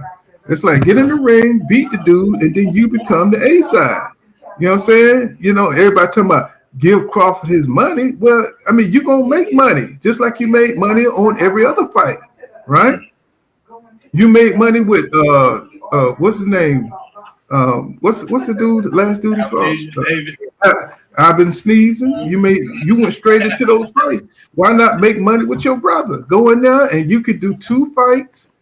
Either you win the first one or you lose the second one. But the problem is that you want to control everything, bro. You don't have the cachet to control nothing, bro. It's like you're big in Omaha, bro. You know what I'm saying? You are big in Omaha. Right. It's like, so what are you talking about, bro? You don't get shit for your accolades in boxing. You know what I'm saying? Unless you have a network that you're on that's going to support you and support the fight. You don't have none of that shit. You know what I'm saying? You just a nigga with ramen noodles, you know what I'm saying, that won a soft run at 140, and now you got the big head, bro. No, you got to keep on proving in boxing. You know, did Ali rest on his laurels after he beat Frazier in the Thriller of Manila? Did he rest on his laurels? No, he went on to fight fucking Foreman. He went on to fight Larry Holmes. He went on fighting the best. He lost. You know what I'm saying? So that's what we're talking about. Everybody trying to protect Crawford. You don't have the fighter mentality, bro. You're acting like a businessman more than a fighter. Right? And we're getting tired of looking at the businessman when you finally get to somebody who whip your ass. You know what I'm saying? And we're looking at you different. You know what I'm saying? We're looking at you different because now your energy done changed. Now that, you know what I'm saying, you got an Errol Spence Jr. on your ass. Or we saw that you didn't fight Boots. You know what I'm saying? We saw that you didn't fight Boots. His name didn't come up. So you're not real no more, bro. You can't fool nobody. I don't care what none of these Crawford protectors say. He moved funny when he's with somebody who could get with his ass. And that's the difference from the guys we've seen in the past, you know what I'm saying, the Julian Jacksons, you know what I'm saying, the Glenn McClellans, was Mike the Body Snatcher. You know, these dudes they didn't give a damn if he was good or not. You know what I'm saying? They were coming from Marvin Hagler. You know, so the Body Snatcher wanted to fight Marvin Hagler, Sugar Ray Leonard, Duran. You know, these dudes, he don't have that spirit, bro. You know what I'm saying? Because now that he's finally facing somebody that can possibly beat him, you know, so they say it's 50-50, but I think Crawford know better. You know what I'm saying? And now all of a sudden we got all these problems. He had a problem with Keith Thurman. He had a problem with Danny Garcia. He had a problem. None of those fights got made, bro. So y'all can miss me with that shit, man. This nigga has never tried to fight anybody that was good. You know what I'm saying? That was athletic, that could move with his ass. You know what I'm saying? Or anybody who reached that next level of talent. You know what I'm saying? He never made a fight with him. You know what I'm saying? And he set out that whole era with those guys. Talking about they don't want to fight him. Bro, you know, I mean, don't get me started, bro. Because that shit pisses me off. But the thing is, everybody want to lean towards Hall of Fame. And I'm like, the latter end of his career don't say Hall of Fame. You know what I'm saying? That's what people gonna remember, not that stuff you did. You know what I'm saying? When you talk about first ballot and all that old stuff, what you did at the end of your career, like Floyd Mayweather was first ballot because at the end of his career he was phenomenal. And Terrence Crawford at the end of his career, he ain't proven to be phenomenal. He proven to be like, ducking and not being able to play that level of competition no more. Right. Look at Mayweather. Mayweather. I mean, in his old age, he fought Pacquiao. You know what I'm saying? In his old age, you know what I'm saying? It's like none of these fights. They think they act like we can't see what they're doing. You know what I'm saying? For all the people that, you know what I'm saying, put out all this bullshit. You know what I'm saying? It's about his spirit, bro. I mean, you remember how Terrence Crawford acted after they met after the Maurice Hooker fight? Mm-hmm. Do you see that spirit now? Oh, no, it's over with. Do you see that spirit now? Do you see him getting up, trying to get up for Errol Spence Jr.? No. What happened? Called him a bitch after before the Ugas fight. You know what I'm saying? Now that the fight is clear and it can happen, just like the Manny Pacquiao fight. He didn't fight Manny Pacquiao, bro. You know what I'm saying? He didn't get the Manny Pacquiao smoke. So this dude, every time it comes where a fight where it's interesting, where somebody could get with him, it's like it don't happen, bro. And so if you don't see the pattern, I don't know what to tell you. You know what I'm saying? And his fans, all they do is repeat his accolades on some troll shit. But this is hardcore boxing. Nobody ain't thinking about that dumbass shit. I tell the Terrence Crawford fan all the time, since you're such a super fan, point to the fight that's a must rewatch.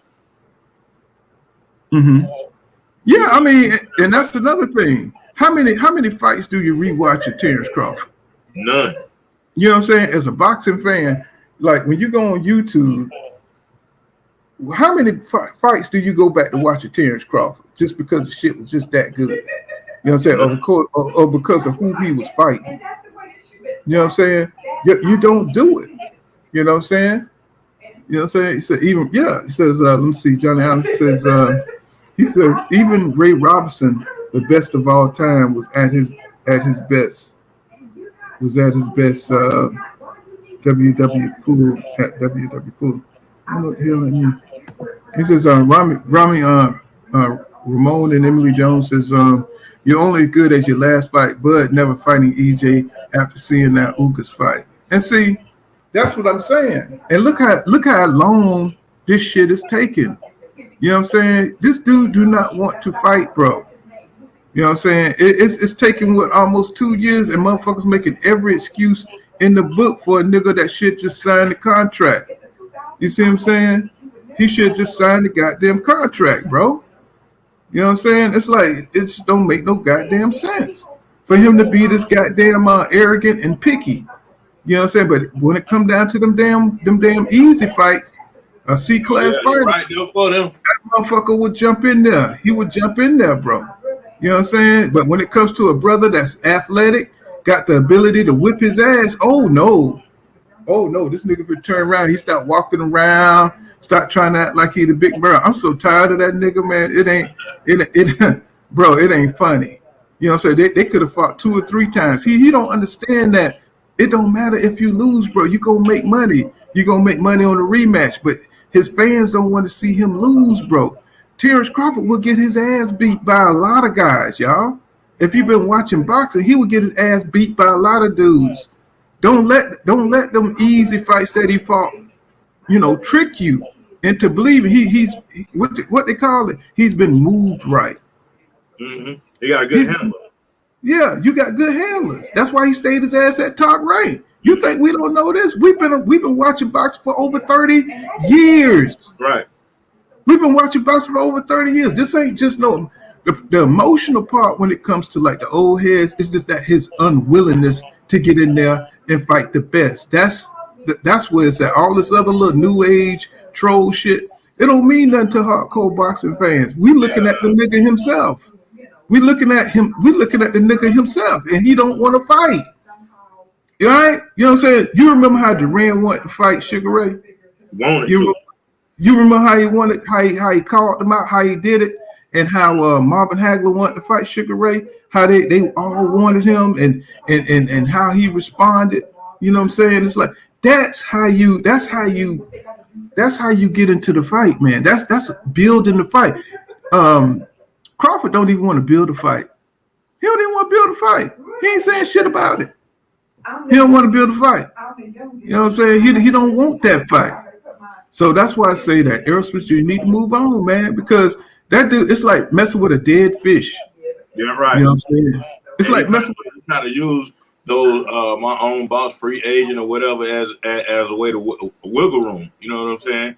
And then the thing, like you even got Oscar De La Hoya, who I feel like he assisted in the duck with insinuating that Alexis Roker and Terrence Crawford could get a fight. Then after that, Alexis Roker and Terrence Crawford, then they could put together Virgil Ortiz. So I'm like, oh damn, that's the monkey wrench with Oscar. You know what I'm saying? All in the middle of the shit.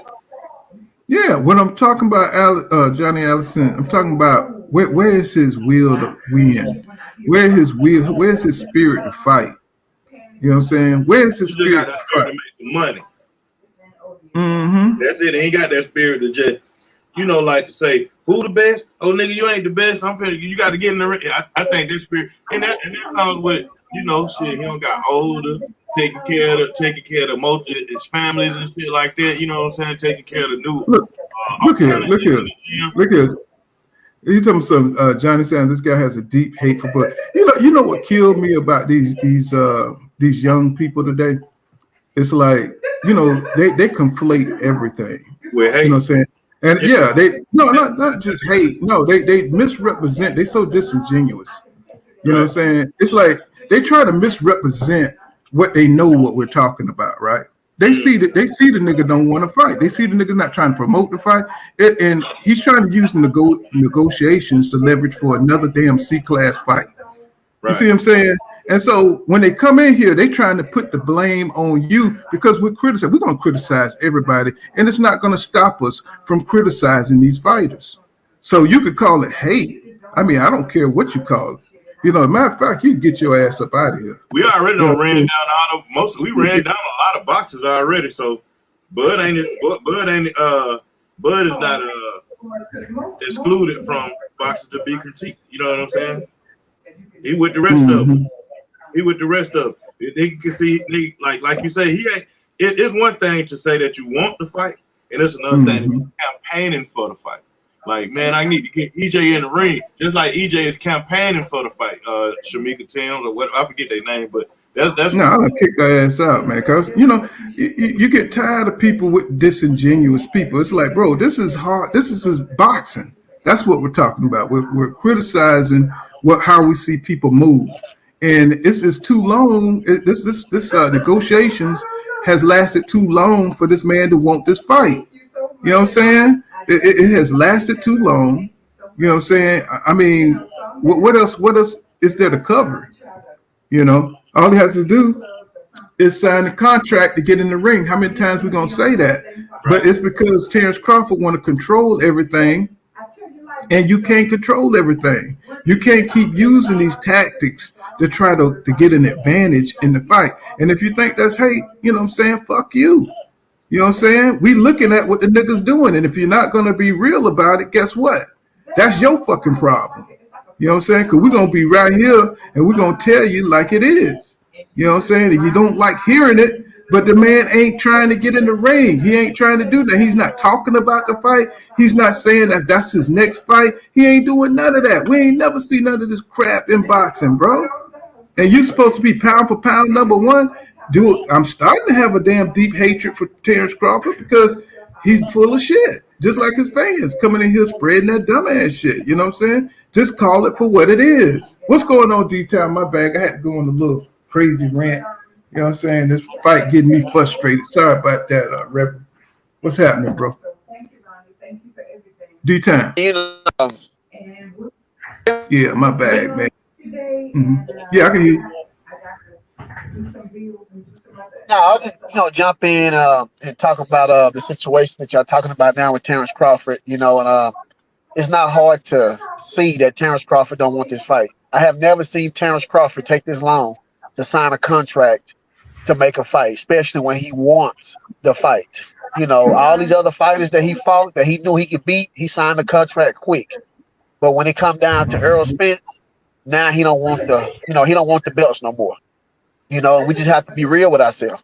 I don't know what they're waiting on. You know, the same contract proposal or whatever from last year is the same one, I believe. You know, this year. You know, and Terrence Crawford already knew where he stand and where they stand since 2022. So the same thing from last year is the same thing for 2023. So what's so hard about the negotiations? I mean, you say you want to be undisputed at 147. I mean, all you have to do is fight one person. If you beat him, you undisputed. No problems. You know what I'm saying? So, and some people keep talking about the opponents that Errol Spence faced and fought and all that, but we ain't talking about that. What we talking about is Terrence Crawford signed the contract. He already said that he had the proposal. He already said that he had a contract.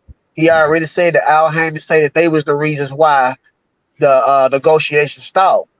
So anybody that's blind or deaf can see that Terrence Crawford don't want this fight. But the thing is, D-Time, that they try to go with the narrative. He want to stay busy. You know. Now the other one to add on to it.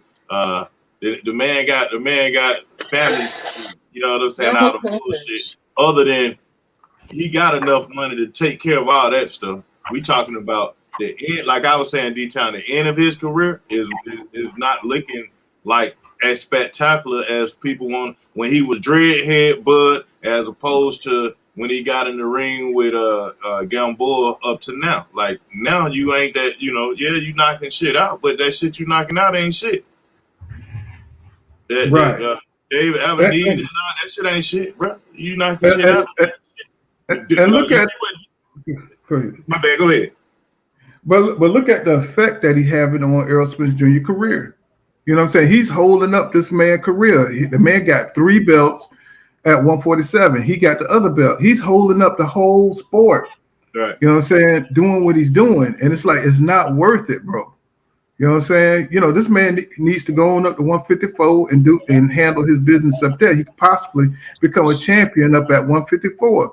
But we got Terrence Crawford being on some petty crap, you know what I'm saying, about who's bigger. You know what I'm saying? And I doubt if it's about that. I really think that he knows that Errol Spence Jr. could beat him. You know what I'm saying? And he don't want to give Errol Spence Jr. that opportunity to become undisputed on his name. So, you know. Shit, if he wait for Errol Spence Jr. to say, yeah, Terrence, I need you, bro. Years ago, I said I didn't need you. I need you, bro. That's some pet ass shit, bud. If he's sitting around waiting on, you know, for EJ to say, I need you, man. Come on, dog. You know. Well, I mean, I'm sorry. Go ahead, D. To me, Crawford is moving like a prospect. The people that he's fighting right now should have been the fighters that he fought when he first came into the division, or maybe in the middle of his division. There's no way that a guy that's talented like Terrence Crawford and that's at the end of his career should be fighting fighters that Jerome Boo Ennis need to be fighting, or you know, some of these lower level guys, you know what I'm saying, like Frank Martin and these guys should be facing. Ain't no way when you at the end of your career, you should be going out with a bang. The fans need to have something to remember. You know what I'm saying? You know, but I'm gonna get back with y'all. I'm gonna jump back in a few minutes. All right, D. I'm about to hop off in a second too, but I'm gonna say like what D-Town saying is like when Andre Ward, when he was leaving up out here, he whooped on Canelo, not Canelo Alvarez, but Kovalov. You know what I'm saying? 2 times. And then I'm out of here. Now we got something to remember. You got something to remember about. We got the, you know what I'm saying, his legacy when he was with Top Rank. You know what I'm saying? And then the last 2 wins on Kovalov on their way up out of here. What's going on, Tommy Gunn? That boy done cut that grass. What's up, Paul? Hey, Grant, I even time. You got grass, to go back grass over looking it good, again, bro. Can y'all hear me? Yeah, that grass looking good. Yeah, you got to go back over it again, bro. I see a couple spots, dog. Yeah. You got to go. I'm about to get out here right now and mess with it. I just want to say, Paul, I've been listening a long. It's all good, bro. I just want to say I've been listening a long time. First time calling in. I love this channel, best boxing channel on the planet.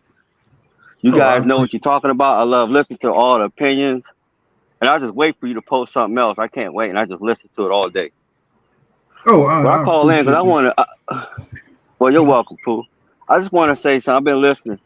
This is the thing with EJ. EJ had a goal set from the time he became a pro. EJ wanted to be the undisputed welterweight champion of the world, and he stuck to his goal. I know it's kind of it gets to your pace, and you want to see him fight. I want to see him fight too, but I understand his goal. If Terrence didn't have that last belt, he wouldn't be talking about it. He'd be going after the person with the belt. EJ wants to be the undisputed welterweight champion of the world. That's his goal. Terrence Crawford know that. Terrence Crawford gonna hold that belt. He don't want to get in the ring with EJ. Terrence Crawford fans need to understand, even though he might, if he win the fight, Terrence don't want to get beat up because EJ gonna beat him up. Even if he lose in the decision, he gonna take a whooping. Terrence Crawford ain't never been challenged and really beat up in none of his fights. He know if he get in that ring with EJ, he gonna get his ass whooped. Mm-hmm. Even though he win, he don't want to lose that way. He don't want to get in the ring with EJ. He just wanted to look like he wanted to get in the ring with EJ to stay relevant. He don't want this fight. And it's EJ. He know EJ gonna beat him up. We're gonna bust his ribs, bust both his eyeballs. He gonna hurt that boy. And if Terrence Crawford ain't tough enough and don't have the chin to withstand that beating, he gonna have to either bow out or they're gonna stop the fight. He gonna lose that. He don't want to lose like that. That's what he's scared of. He's not necessarily scared of EJ. He is scared of getting beat up and losing that way. Right. Getting beat up, even winning and still getting beat up. Still, I feel what you're saying. He don't want to get beat up. Ugas was in the hospital for 2 weeks. Yeah. 2 weeks. Yeah, EJ bust him up. Mm-hmm. And Crawford like, whoa, man, I don't know if I want to get beat up like that. And that's what his fans don't want to face up to. They just keep giving him excuses. Oh, he the best. He claimed he the best. How you gonna claim you the best when you ain't fought nobody at the top level? Ndongo and all, they weren't the best. They just had the belt. Why didn't EJ jump in there, or why didn't Terrence jump in there and get that belt from Ugas? Why didn't he jump on that fight as soon as Ugas got that belt? He should have started negotiate with Ugas before EJ got it, because EJ want the belt. You know EJ want the belt. Why didn't he jump in there and get that fight done before EJ? You know, because he probably was afraid of Ugas too, in some kind of way. Yeah, because you know. Yeah. What did Derrick James say? You can't beat him by boxing. You got to break him. He said you got to break Ugas. Yep. And he knew that. You see, Terrence Crawford knows the one who got a strong willpower. So he's got enough athletic ability and enough power to break down the dudes he fought. But he knows the ones that he didn't fight. Look at everybody he didn't fight. He didn't fight Danny Garcia. He didn't because he got a chin, right? He didn't fight Keith Thurman because he's super smart and he's athletic, right? You know what I'm saying? He's a top elite fighter, right? You know what I'm saying? And he didn't fight Ugas because Ugas got that willpower. He's big as fuck. And he knows what he's doing in there. He's got a super high boxing IQ. So these are the guys that he didn't fight. You know what I'm saying? Right. You know, Sean Porter was on his way out. Kell Brook could fought at 154, couldn't make 147. He killed himself without his team to make 147. You know what I'm saying? So anybody he fought at 147 with that was considered elite at one time, they were past their prime. They'll pass their prime. And then it was post EJ. 100%. EJ beat all the goddamn stuffing out of these dudes. You see what I'm saying? So once you fight EJ, I'm telling you, 100%. Just like he retired Mikey Garcia. Mikey Garcia said because of Errol Spence Jr., he was jacked up. That's why he lost the Sandor Martin fight. That's why he lost that fight. Because he got beat down to the body. That's the kind of fighter EJ is. And see, you know, Adrian Broder said the best. He said, "Man, you gotta fight King Kong." EJ is one of them King Kong fighters. And Terrence Crawford know it. He ain't stupid. He know it. Well, Crawford ain't trying. He's not get beat like that. He's not trying to fight by attrition. Trying to win by attrition. You know, so he don't want those kind of fights. You know, so he could take it from a smaller guy like Gamboa. Yeah, see, you know what I'm saying? Yeah. If he can't overpower you, he's not going to fight you. That's right. Period. And if Terrence when can't he overpower turned you, up, he's not going to get in the ring with you. mm-hmm. Go ahead. I'm sorry, bro. Go ahead. No, and see, he fought when he fought Sean Porter. He probably wouldn't have fought him if he wasn't a mandatory. Mm-hmm. But he was a mandatory. So he was like, man, I'm gonna have to give, because Sean Porter was winning that fight. And the way the way that fight ended, it was suspect anyway. Well, you know, Sean Porter always, you know, saying he gets sloppy at the end of the fight because he puts so much into all his extra movement and wrestling, and by the end of the fight, he gets knocked down. He's subject to get knocked down at the end of the fights. You know what I'm saying? Because he's just so tired. You know what I'm saying? Just like EJ showed he tried to Andre, what's his name? AB showed you. He gets knocked down at the end because he's so tired, bro. Even Ugas knocked his ass down. He tried to. Mm-hmm. He'll try to overwhelm you with punches. Hey, that shit wears you out. Style aggressive. He get in your face. He'll try to overwhelm you. Yeah. Oh yeah. And so, you know, and even Sean Porter said that he had to have hip surgery, you know what I'm saying, after that EJ fight. So he wasn't the same. He said his hip was jacked up after he fought EJ. I'm just putting it in my words, but you can go back and find the tape. Well, he said he was jacked up. And I know fighters are not all 100%, but because Terrence Crawford fights such light competition, he's good. You know what I'm saying? He's not getting in there with somebody who's like a Kell Brook back when EJ fought him. Kell Brook was a beast. He was a beast. He was. Man. Kell Brook was going to hold you. He was like a polished Rolly Romero. You know what I'm saying? The way he used to and he was strong. Yeah, and rough you up. Wasn't he? He was like a polished Rolly Romero, wasn't he? You know what I'm saying? You know, with the strength, and he come in there built like a tank, and he could hit. And that's when you never seen Bud fight nobody like that, bro. So stop the cap out there. But I think Bud, you know, like as a true fighter, as a true in combat sport, like he should want to go out with at the end of his career, like want to go out with a fight like that. You know what I'm saying? Have something under his resume. Bro, I wish they stopped formulating these phrasing these accolades like they say Bud got all knockouts at 147. But if you fighting all tomato cans and people past their prime, don't frame that like that, bro. Jerome got all knockouts too, i.e. Castillo Clay. I mean, it's like, bro, the trolling got to stop, bro. When you on these hardcore boxing, these channels, bro, that shit don't fly over here. Yeah, we know he got all knockouts, but look who he got knockouts from. And at what point in their career? See, people feel like long as they omit, they tell half the truth. That's some kind of trolling, bro. We hardcore boxing fans, bro. That shit don't mean nothing to us. That don't mean nothing to us. I mean, we know that it matters at what point you fight. You got to catch a fighter. If you catch him, you know what I'm saying, in his prime, you catch him when he's, you know what I'm saying, on his way out. It matters when you fight a fighter, bro. All this he fought, all the somebody got a lot. Somebody got a lot background. Hold on, my bad, boy, that's me. Okay.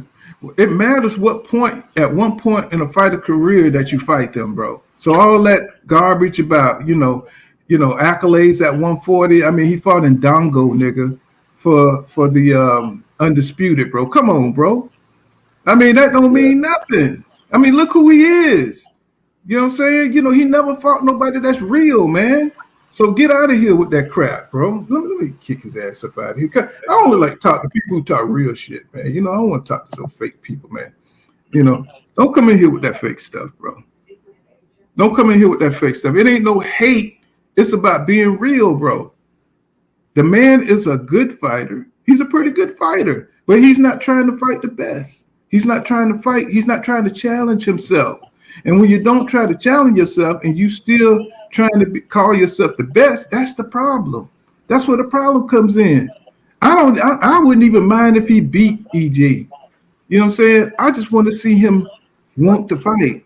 I want to see him try to get the fight. It don't matter if he beat EJ. That's what y'all idiots out there that want to be on different teams. Right. Y'all want that kind of stuff. And like what man was just saying, he just don't. In his opinion, I agree with his opinion.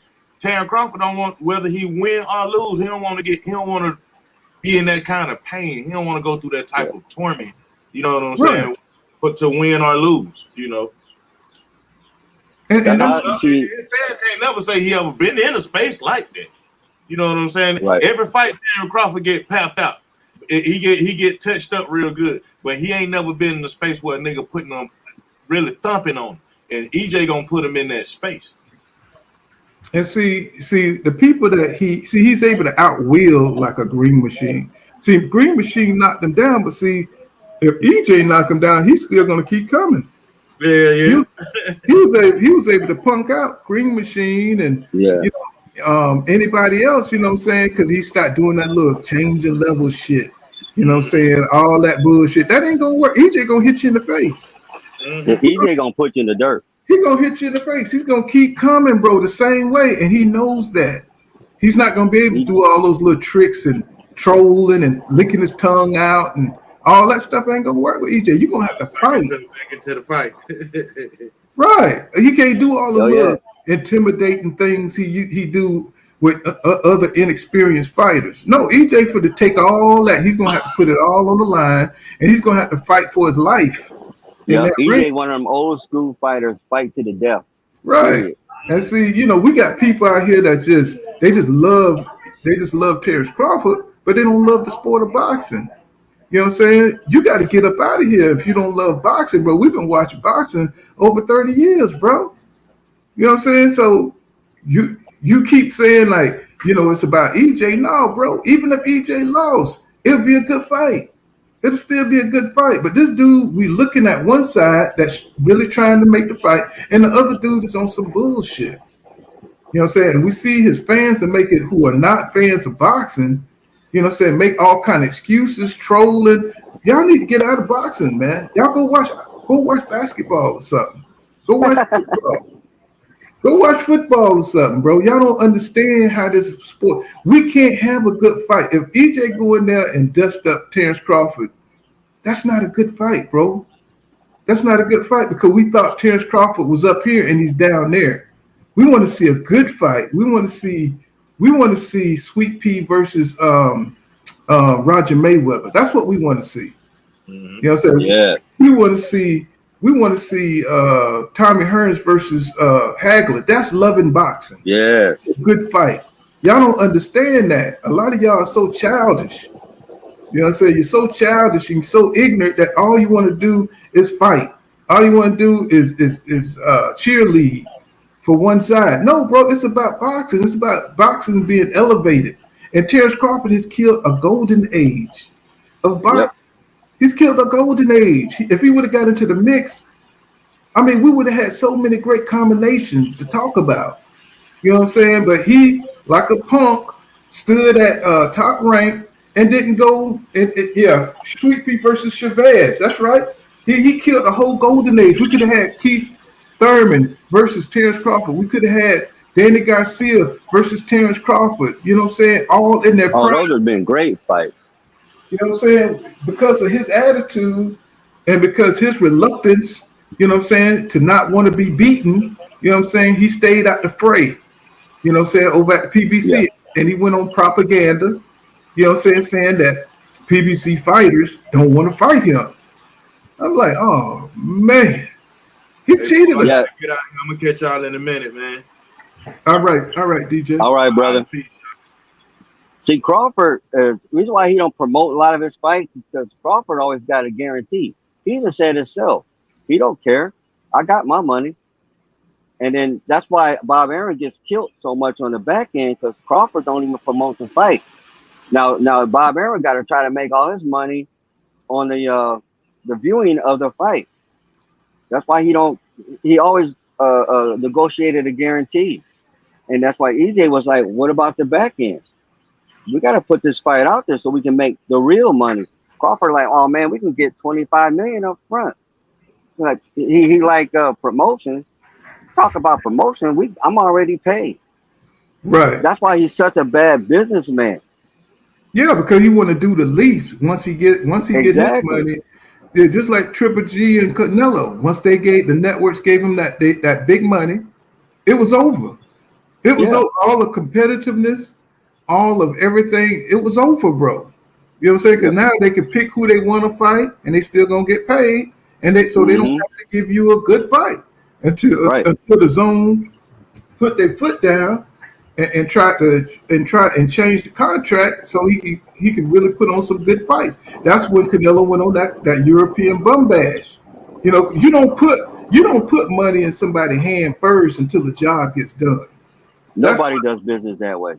That's right. And you see every time, even fighters who's supposed to have the tenacity, they're supposed to have the spirit to want to be number one. But if you put that money in their hand first, guess what? They're gonna do like everybody else. You know what I'm saying? They're gonna do the bare minimum. Bare minimum. You know what I'm saying? And that's what I think EJ different.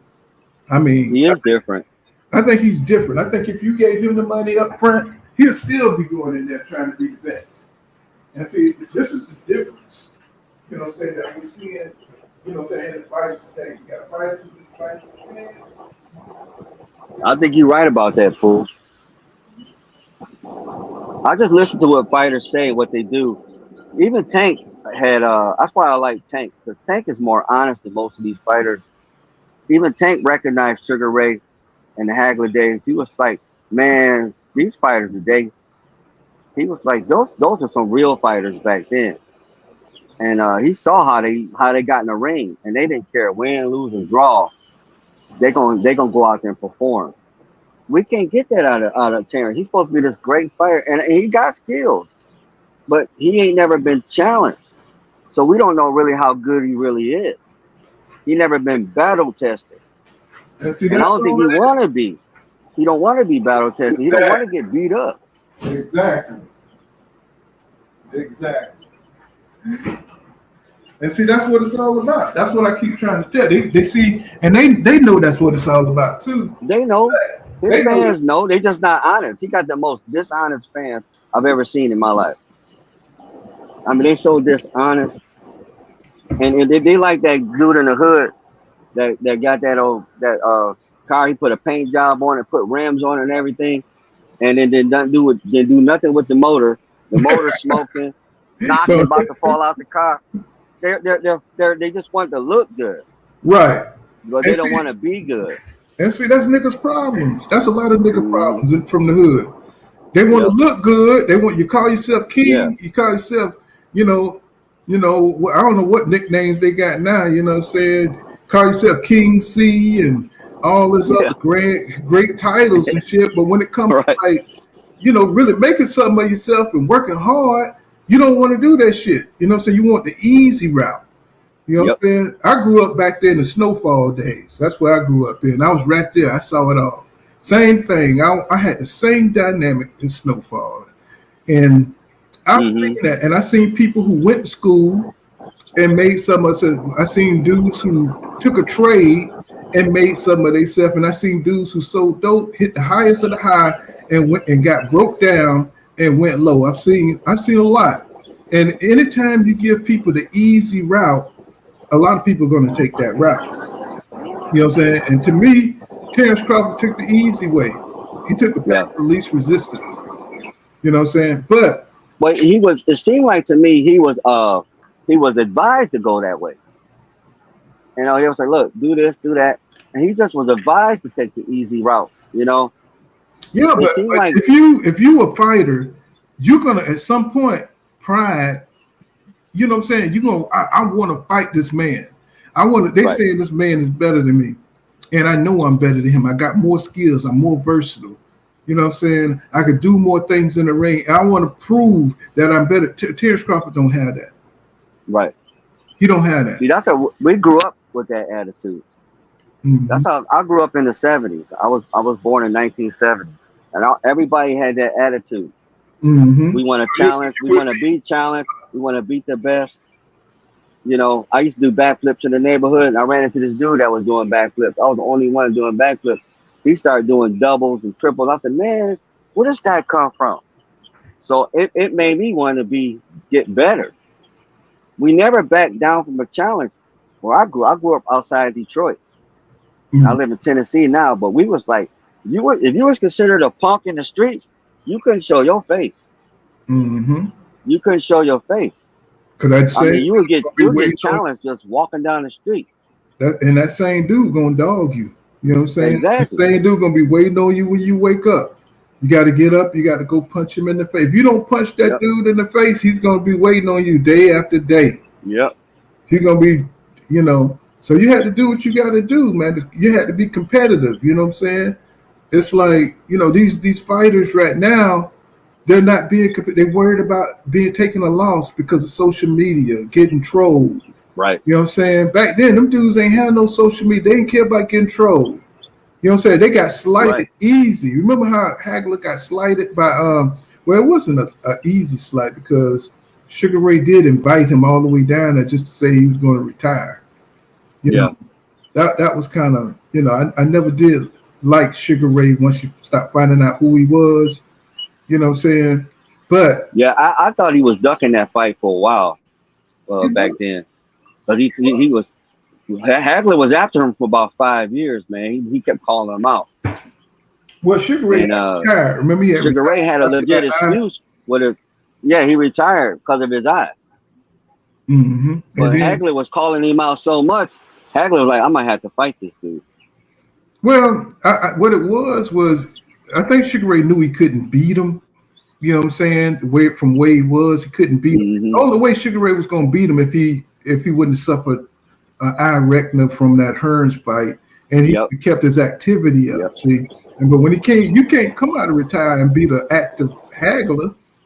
You know what I'm saying? So when Hagler fought John the Beast Mugabe, you know what I'm saying, and he saw how much punishment go back and watch that fight. Man, Hagler took a lot of punishment, bro. That was a fight that, you know, like you probably wasn't going to be the same after you know. Yeah, that was a hell of a fight. That was a hell of a fight. That was like goddamn World War II, right? So and Sugar Ray looked at that fight and he saw the punishment Hagler was taking. So he said, you know what? I can beat this dude. He's slowing down. You know what I'm saying? And that's what gave him the idea that he could beat Hagler. You know what I'm saying? Because Hagler wasn't. Yeah, Sugar always had that. He had that extra gear. He was special. You ever hear him tell a story about when he fought Hearns? He said, man, this man was so powerful, so strong. He said, I was almost ready to give up. He said, my corner told me, look, he said, I found another gear, and I came back at Hearns. That's what made Sugar Ray a good fighter. He had that warrior spirit. And he had that extra gear. Spirit. Yeah. That's what Crawford's missing. Exactly. He's missing the warrior spirit, and the warrior spirit pushes you forward to fight dudes that you don't know if you could beat them or not. Right. That's what we're talking about. It ain't no hate. You know what I'm saying? If you love boxing, then you know what we're talking about. Yeah, but you were 100% right, and I agree with you. But these fans today, basically them Crawford fans, a lot of these, they don't. I don't know. They just don't have that dog spirit. There's only a handful you'll see, like Tank, EJ. I give it to Ugas. Ugas wasn't going to quit. He was taking that beating. He wasn't going to quit. And his corner had or the ref stopped that fight, right? Or did the corner stop it? That Ugas and EJ fight. I think the corner stopped that fight. Yeah, Chuck. I've been watching. The Ugas wasn't going to quit. He said he's going to have to kill me. That's right. You know what I'm saying? And I understand it. This man has sacrificed and trained himself. And see, it's like every few years there's a fighter that always build up, like a Errol Spence Jr.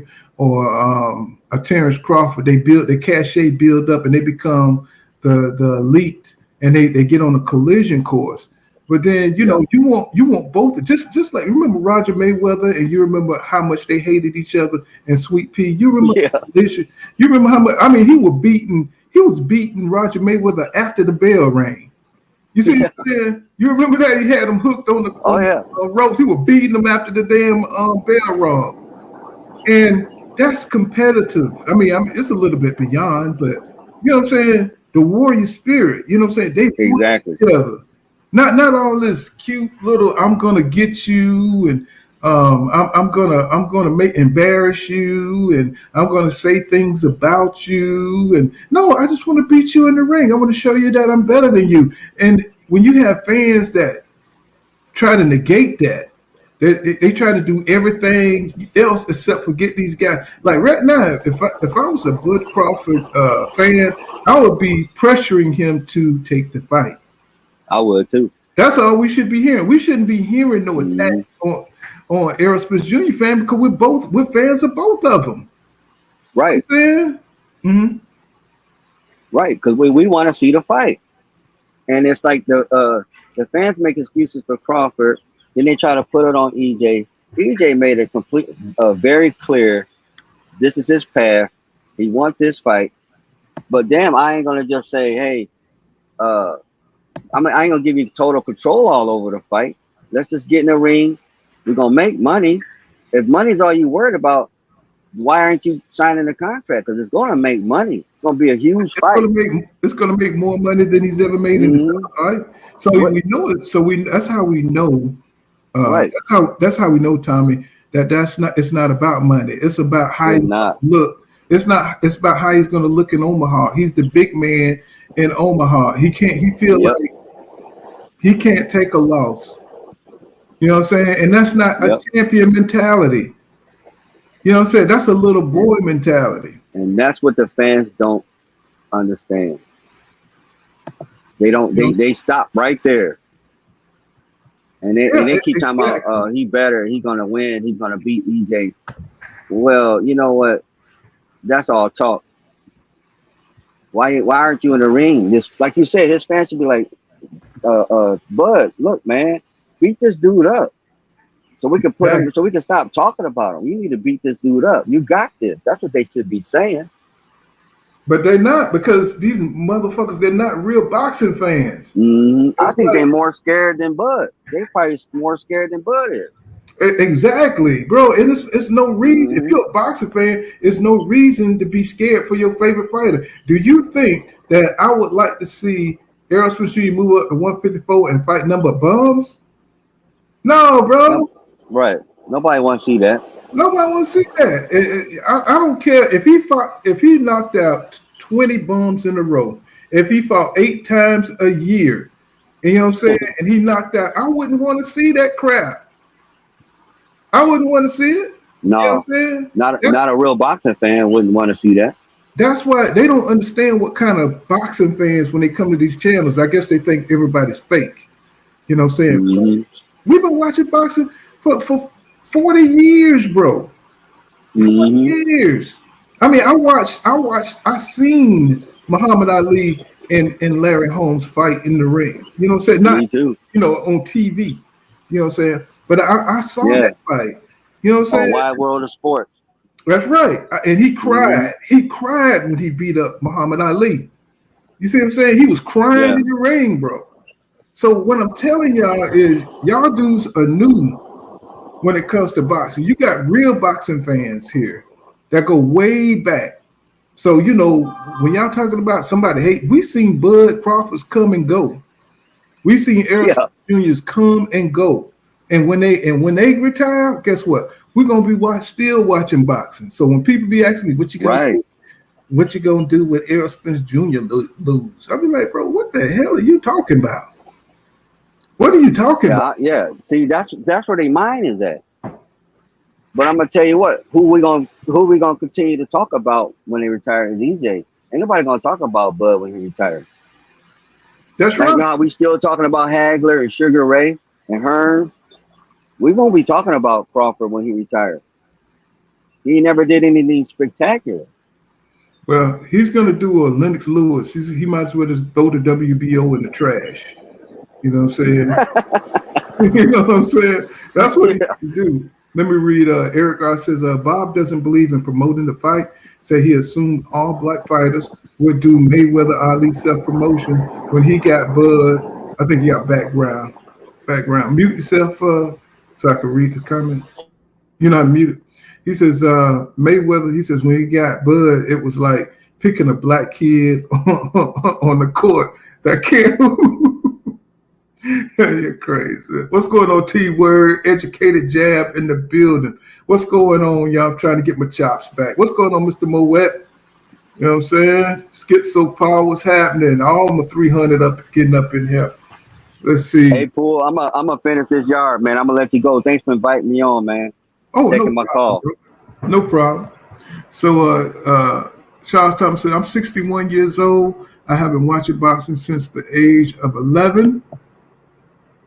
And he says, and I have never seen a fighter move the way Crawford moved. And so I think the older guys like myself, we're just kind of like flabbergasted because we always assume that to become a fighter, you cut from a certain cloth. You cut from a certain cloth. And, most fighters, you know what I'm saying, that the warrior spirit won't allow them to be put in this position that Crawford has put himself in, to be seen like you're scared, to be seen like, saying you're afraid of a fight or losing a fight. So it's kind of perplexing to fighters, us older, because we've always seen fighters like really, at least fight somebody who's on their level. Long as you do that, man, you can do what you want to after that. When you saw, Riddick Bowe and you saw Evander Holyfield, them dudes wasn't scared of shit. I mean, the way they were going at it, So when by the time Riddick Bowe threw the belt in the trash, the WBC in the trash, you wasn't really sweating it because you saw what he was willing to do. You know what I'm saying? You saw he was willing to get in there and fight. You know what I'm saying? So when he threw that belt in the trash, it wasn't like a Bud Crawford, who's not willing to get in that kind of matchup with Evander. What's going on, Eric? What's happening, bro? What's going on, man? Can you hear me good? Yes, sir. Okay. Yeah, I was just going to try to add in when you was talking. I think where these fighters get through off at, or it's like nobody actually taught them, is that your immortality is tied to who you fight. Mm-hmm. You know what I mean? When you say a boxer's name, he should be synonymous with someone else. It should always be a pairing. That's right. Together. You never hear people say Hagler, they say Hagler Hearns. That's right. Hagler Ray Leonard. They always pair the names together. Ray Leonard Duran. It's always that pairing. And if you don't have that, it's like you did. You know how they say when you live and you die, you got that dash in between. It's the same thing in boxing. You know what I mean? What's your dash going to be made up of? You know what I mean? If you don't fight all of these other fighters, if we can't tie your name to somebody, then you haven't done anything significant in the sport of boxing. And I can't say that, Bud or even Canelo have those fights that define them. Canelo got the name, but it's on the wrong end. It's in the L column. Yeah. That was something I want to put out here. I don't hear a lot of channels really. You say it all the time, but I don't hear a lot of channels tapping in and really saying that to the point where it should resonate with somebody. They don't care. Yeah, your name gotta be attached to a fighter, not to your record. And what I'm saying, like, they so used to seeing manufactured fighters. They used to seeing Canelos. Mm-hmm. You know what I'm saying? That's fighting. You remember how he fought those Concha? He fought Laura. He fought Trout, right. But he didn't try to rematch him, did he? Nah. And that's another thing that people don't understand. Like, they got to look at that. The rematches is that's how you build. That's a guaranteed fight, right? With millions of dollars attached to it because it's already built. If you knew if you came up short the first time and you know what you got to do to make that adjustment to dominate this guy in a rematch, it's already built for you. You got people going, I'm gonna go with the other guy because he won last time, and then you come in that mug and shock him. You know, like Sugar Ray Leonard and Durant, same thing. That's I'm right. sure there was a lot of people that was thinking that Durant was gonna win again in the rematch.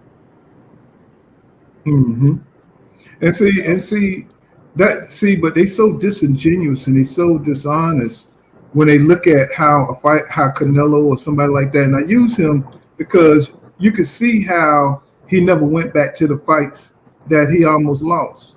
He never went back to them. You know what I'm saying? He lost to Mayweather. You don't become. Go ahead. Oh, I'm breaking. Can you hear me? Yeah, I can hear you.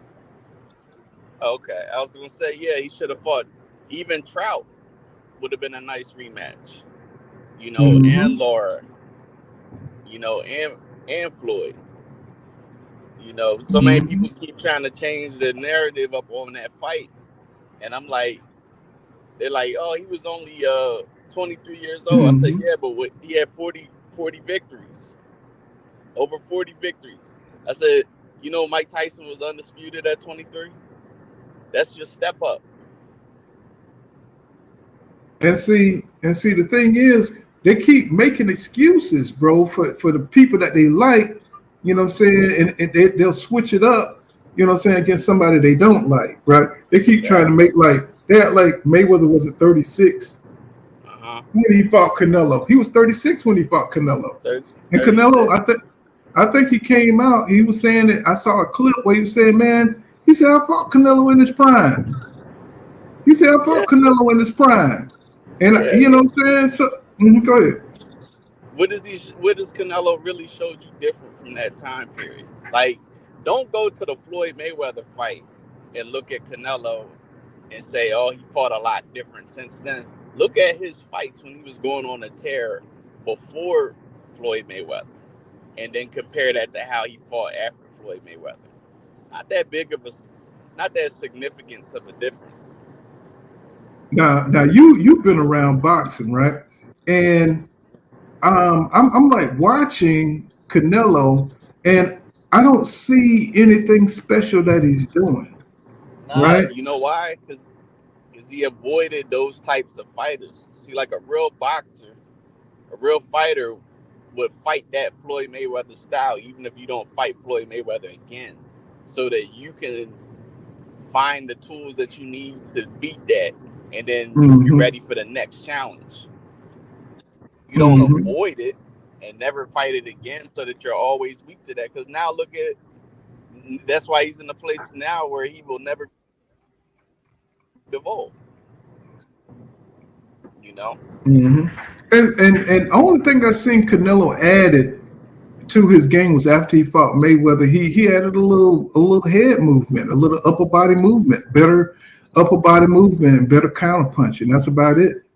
But they act like that shit was so special, bro. I was like, bro, are you serious? You know, yeah, you got a lot of promotion behind you. Yeah, you got a lot of money. But that's the only difference, bro. Machine. Right, you got the machine behind you, bro. They made it seem like you would do it just like Lomachenko, you know. But Lomachenko got skills, though. I can't really use that. He do got skills. But you know what I mean. The machine made it more than what it was. Yeah, you know, that extensive amateur record. Yeah, and then when you want to call out that he's not fighting the top dudes in the division, then they try to make it something else, and that's when boxing just started kind of like going off the rails with propaganda and shit, man. It was like, bro, you know what I'm saying? Right. It's like we got to get back to the sport aspect of it. They'll sit there and they'll be like, Sugar Ray Leonard and these guys duck people. Like, yeah, but they didn't duck 4 or 5 people. You know what I mean? It might have been 1 or 2 guys that slept through the cracks, but at least they fought the other ones that was either just as good or better in the process of that. You know, this dude literally avoided like 4 or 5 mega fights. You know, that's a problem. Those were all legacy fights because, but win, lose or draw, right? Win, lose or draw. However, that fighter goes out to finish his career actually elevates your record. And then, okay, so Devin Haney, you know what I'm saying, he gets awarded the WBC, but Canelo gets awarded a franchise belt, you know what I'm saying, and he gets 2 major sanctioning belts for fighting a sparring partner. Bro, I was done. Right. I was really done. So the reason I use Canelo because it's so pronounced, the corruption, the way the boxing fans look at boxing now is different. They're giving fighters too much credit for not really getting in there and fighting the best. You know what I'm saying? Right. When they have the opportunity to do it. Canelo could have fought anybody. He could have fought David Benavidez. He could have, you know what I'm saying? He could have been fought Boo Andrade. And he's not even ashamed that he's everybody knows that he's avoiding them guys. You know what I'm saying? He don't fight Mexicans. You know what I'm saying? So now we're looking at Terrence Crawford, the way he's avoiding fighting the best. After he done beat who he done beat, you know, it's like Georgie Porgy. You know what I'm saying? He kissed the girls, made them cry, but now the dudes are coming out. He hauling ass. The real niggas coming out. And now he's going to haul ass. Go ahead, E. Oh, I'm sorry. Now I was going to say it's disappointing because these fighters don't understand. They understand. They just like playing the game and pulling the wool over the fans' eyes. But you have your certain fighters, when you have a machine behind you, when you can afford to fight anybody you get your pick, that's how you capitalize on your legacy, you know. But you don't do it as the bare minimum. There's a lot of guys out here fighting a lot of people and still not being able to get a shot. You know what I mean? Those are the people that just end up being unfortunate. But when you got it, when you had that key to the city and you don't use it, that you just wasting your career, and it's pitiful. And now, you know, I'm looking at EJ now. I'm like, bro, I understand, you know, saying you got this laser-like focus on wanting to be undisputed, but sometimes you got to know when to let go, bro. You got to know when to let go. You know what I'm saying? You calm me once, you know what I'm saying? That's you know what I'm saying? You calm me twice, then it's on me. So now you got to move on, bro. You know what I'm saying? Because this dude has showed you he ain't nothing to be messed with, man. You know what I'm saying? He ain't nothing to be messed with, bro. He's just going to waste your time. You know what I'm saying? Because he is too mentally weak. He's too mentally weak to have that championship caliber warrior spirit. He's too mentally weak, bro. His ego is too easily bruised. You got people who will kill you because, you know what I'm saying, you look at him wrong. You know what I'm saying? He's one of those mentally weird people like that. You know what I'm saying? That he get easily slighted and he don't want to fuck with you because he feel like he don't want to see you do better than him. He don't want to see you, you know, be over him. You know what I'm saying? You got folks like that, bro. They petty. Their mind never advances beyond a teenager. You know what I'm saying? That you got niggas running around here whose minds never advance more than that, bro. And you unfortunately, you got to share the world with these kind of people. You know what I'm saying? What's going on, H Money? What's happening, bro? Yeah. So, you know, he's not gonna break no ground with Terrence Crawford because as long as he got those people around him, you know, telling him he's the best, he's better than EJ, and he don't have to prove it in the ring. Then why would he do it? Why would he go out there and prove himself wrong? You know what I'm saying? You know, as long as he could be the man and make sure that the fight never happened, he could stay the man. But if he give EJ an opportunity, he gonna go in and get his ass busted. You know what I'm saying? Now he got so much. I believe that nigga would take steroids. I believe he would take steroids. I think he got that kind of ego, bro. Wow. You know what I'm saying? You know what I'm saying? You ever seen somebody so competitive that is toxic, bro? That they just can't let you win, nigga. They'd rather die than let you win. Right. You know what I'm saying? I think Terrence Crawford is one of them kind of dudes. You know what I'm saying? EJ is his rival.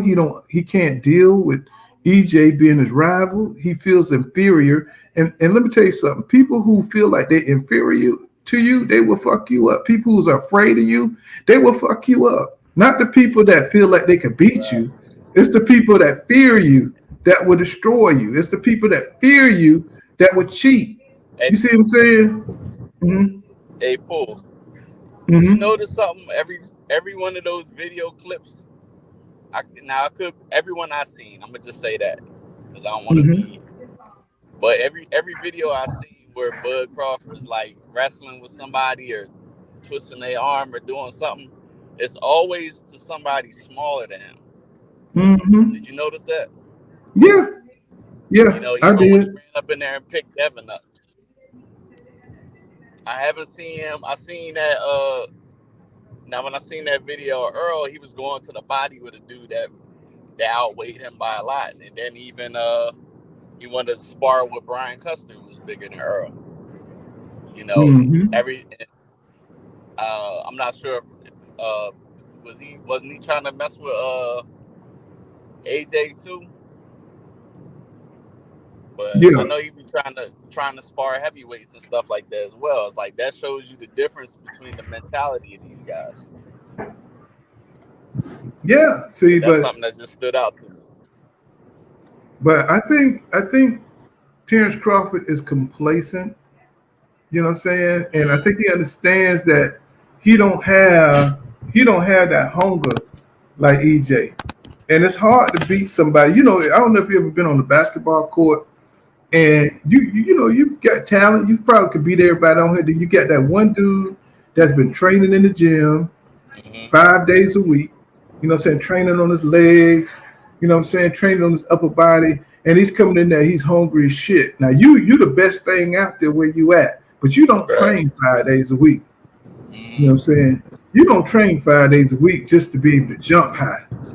You know what I'm saying? You good. You probably just as good as that dude, but he trained harder than you. He trained to play basketball. And I think Terrence Crawford is looking at EJ like that. You know what I'm saying? He's looking at he's that dude that just got that extra gear, that extra drive, that hunger. And when somebody hungry like that, and all you want to do is just win the game, but that nigga want to beat you. He don't want to play nobody else in 21 on the court but you. And you just look. That almost goes back to what y'all was talking about with Sugar Ray Leonard when he was waiting for that. You kind of couldn't. Like he feel like there's that competitive edge needs to get taken down a notch. You know, to for him to want to go out there. And I think when he saw EJ go up against Ugas, you know, I think that probably shook him up a little bit. You think so? You think that picked him up? I don't know. Am I breaking up? You were breaking up. You said. I think when he seen that Ugas fight. Huh? Go ahead. No, I said I think when he saw that Ugas fight, it made him think a little different. Calvin said that was a brutal fight. That was brutal. If I was Crawford looking at that, I'd say, hell no, nigga. I ain't doing that. You know what I'm saying? Because look at Uga's face, bro. Yeah. What's going on, Hustler Holmes? If you haven't been to Hustler Holmes channel, y'all got to check it out, man. There's another OG in the building. What's happening? What's up? I ain't made no video in a minute, man. I ain't made no video in like. I know, man. Boxing been kind of, you know, it's been a little. I'm gonna tell you what turned me. Terrence Crawford turned me off the boxing, bro. That was my guy too, man. That shit is fucked up. But I'm gonna start my conversation by apologizing to all the Ryan Garcia fans out there, because the reason why I gotta apologize because I said the nigga was pure trash. And he'd never win a championship by a standing champion. Well, thanks to Tank Davis and his crew, another bum got another belt just to make his resume look better. So not only is Rolly the WBA champ, he's gonna get beat by Ryan Garcia. Now Tank Davis has now fought like 8 consecutive champions back to back. So I'm gonna stand corrected, bro. Ryan's gonna be a champion. So, so that shit, the game crazy, man. And look, I'm gonna blame my nigga Knockout Bots at 86 for this shit. Look, I'm gonna tell you why I blame Knockout Bots at 86. Cause me and this nigga was talking one day, and I said my exact words to him. And every time I tell this nigga something, the opposite shit happened, bro. You know what I'm saying? Every time I say like, yo, Ryan, I tell this nigga, hey, Ryan never gonna get no champion, man. And now I see the play. It's like that nigga know the playbook. Like he know the boxing playbook. Mm-hmm. So yeah. So man, when I saw that Rolly Romero shit, bro, I was like, man, I wanted to come on. I just lost my spirit, bro, when I saw this nigga win and the way it stopped. I was like, man, how am I talking about this shit? Man, I felt the same. I was like, bro, you know what I'm saying? I was just like, man, I was just done. Deflated. Bro. I was deflated. You see, all right, big dog. You saw the replay, right? This nigga did not hit this old man not one time in that corner when he broke that fight up, bro. He didn't land a single punch. This nigga was weaving. He was weaving. What's that boy name? I keep forgetting that boy name. He was weaving Rolly punches, and then they stopped fighting. I was like, damn.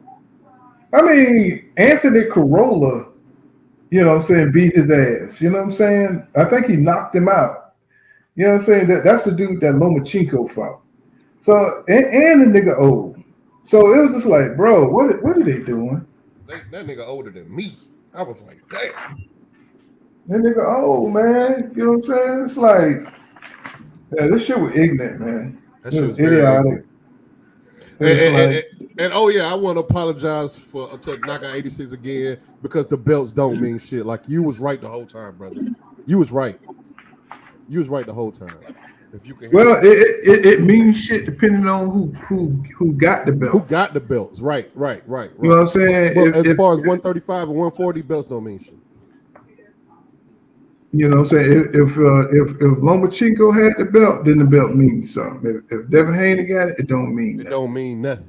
You know what I'm saying? If Tank got it, you know what I'm saying? It ain't gonna mean nothing. You know what I'm saying? Tank got it. No, Pool. No, it means something to us, but it don't mean nothing to them.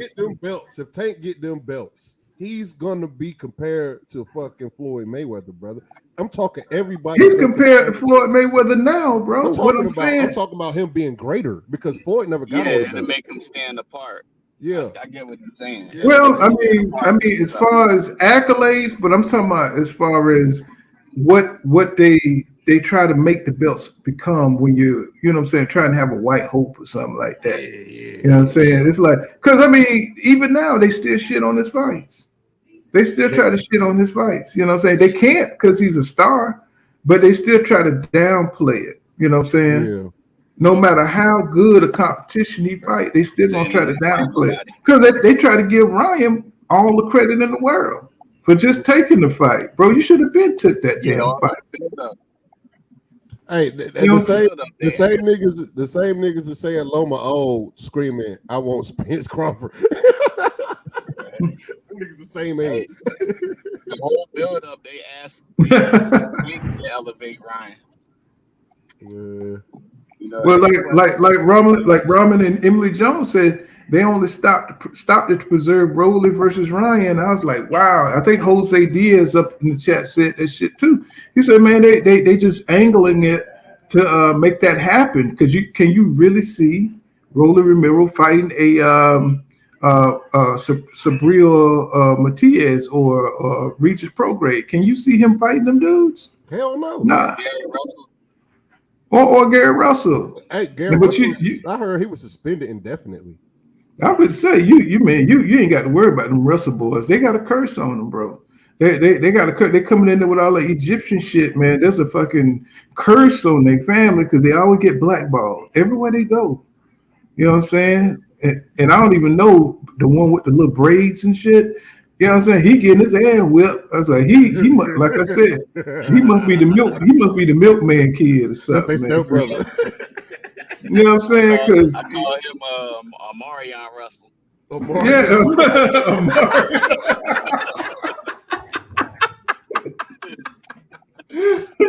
That nigga dancing and shit. You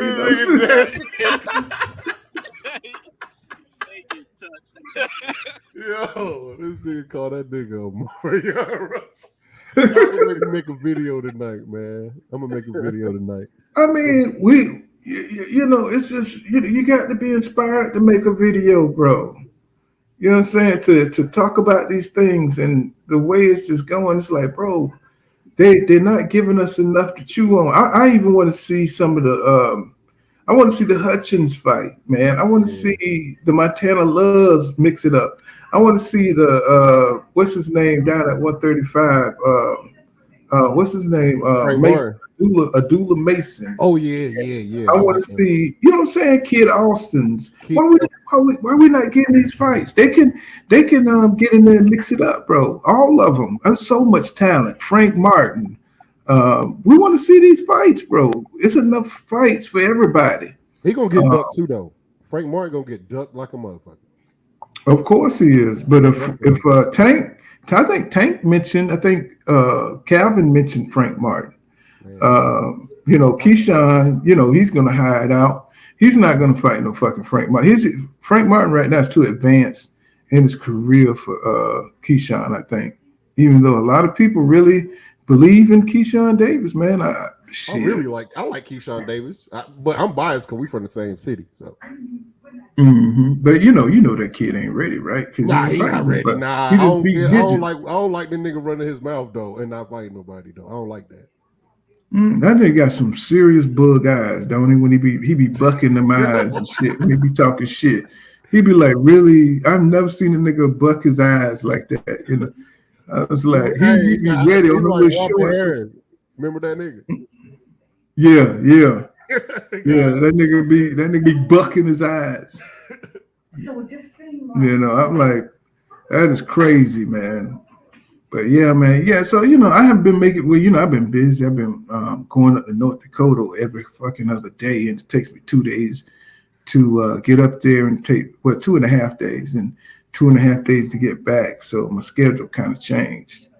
And, you know what I'm saying? That's why it's been kind of tough for me to, plus that's a new account for me. I see you eat. Yeah, we talked about that the other day, man. Be careful out there on that road, man. My son got him a job. He got his first job too. This nigga. Oh, that's what's up, man. Shit, that's what's up. Man, I ain't making his own money.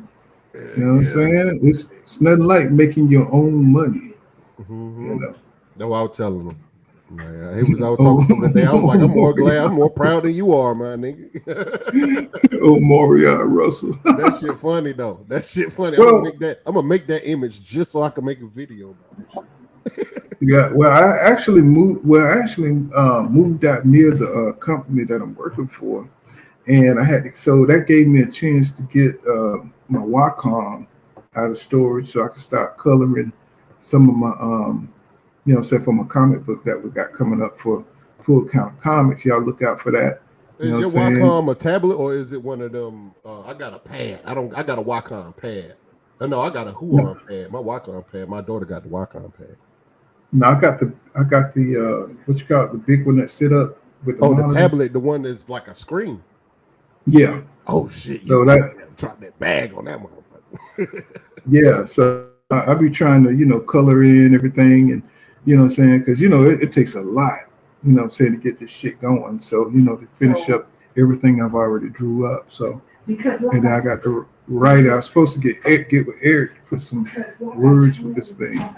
So, you know, y'all look out for the Errol Spence Jr. and Terrence Crawford. you know, say comic book I got coming out. Yeah, So I hope gonna you be guys dope. enjoy that. Mm-hmm. Yeah. Let's see. Same fight, different round. Says Keyshawn is with the wrong camp. He over there with Doug ducking ass. He said Keyshawn most likely will follow in Bud's step with the woofing and the ducking shit. You know, I think Keyshawn gonna be okay, but you know, he just need his personality.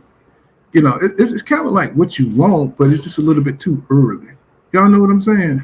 Yeah. It's a little bit too early. You know what I'm saying? I think he's gonna be a great fighter. I just hope you don't, you know, prove me wrong and become chicken shit. You know what I'm saying? Once. Mm-hmm.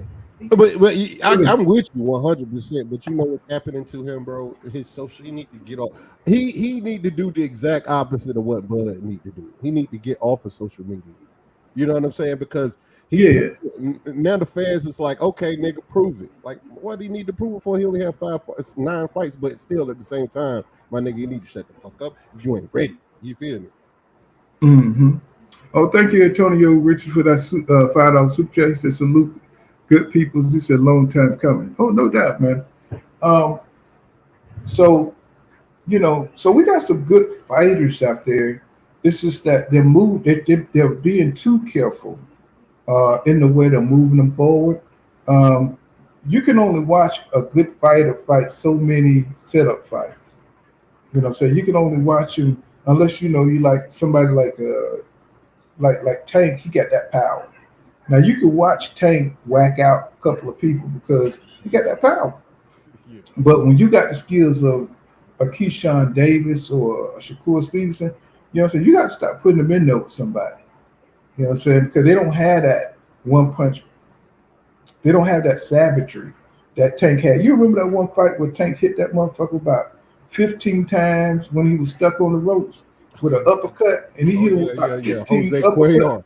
Like I think it was Cuellar. So just uppercut. Those even though that ain't no good, you know, no really great matchup, it looked good because Tank goes out there and he's aggressive and he's whipping ass like that.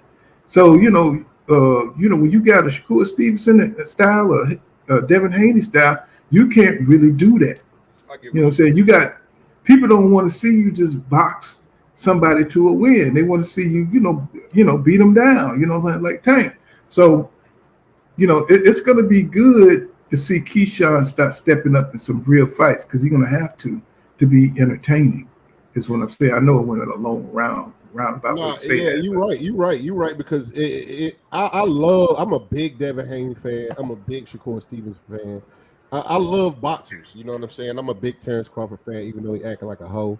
You know what I'm saying? I'm a fan of boxers. So their opponent does make a difference, but they're gonna have to, like, it's almost like, especially like with the Shakur Stevensons and his like supreme defense, he's gonna have to dumb his fighting down. That shit is hard for me to say because I'm a hardcore boxing fan. You know what I'm saying? I'm not a man fan. So I feel like he's gonna have to, you know how when somebody rapping and you hear a motherfucker be like, man, he's saying too big of words for me to understand what he's talking about. I thought something was wrong with Tank ass. I think something. That's how I think of Shakur Stevenson's style. I'm like, these niggas just don't know what they're looking at. Niggas be like, oh, he don't know. He just running. Like, you don't really know what you're looking at, bro. You know what I'm saying? You know what you're looking at. And you know, Tank, he came along. It shows you that you need a lot of experience, media training. Because when Tank first started out, I thought something was wrong with his ass. I thought he was slow or something. yeah. And shit. I thought that nigga, I was like, please don't put that nigga on. You know what I'm saying? I love his fighting ability, but don't let that nigga talk. And but he showed. Good. But boy, now you can see he's comfortable. He's more comfortable, and it was just that he needed experience in front of the camera. Because you know, public speaking is the number one biggest fear. You know what I'm saying, when it comes to phobias and stuff like that. So to see him now fluently speaking, man, I'm just like so proud of him to see him grow up and just grow into his manhood, man. And you know, he handles the media like it's nothing. He's cool. He's comfortable with being himself.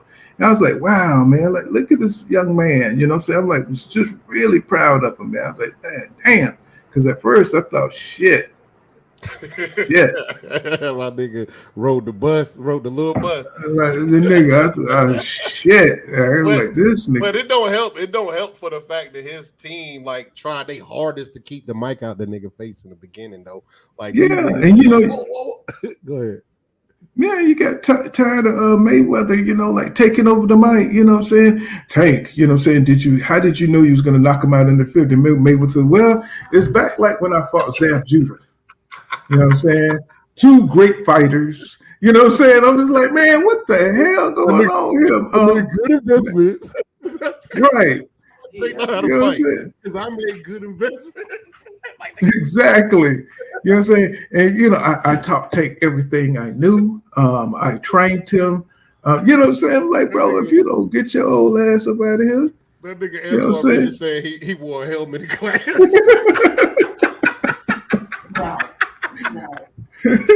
But it shows you that, you know, that you can't judge. You know, it's just that you need media training. Yeah, you know, or you know, Floyd was smart enough to put him out there early, even if he was scared of having some kind of media.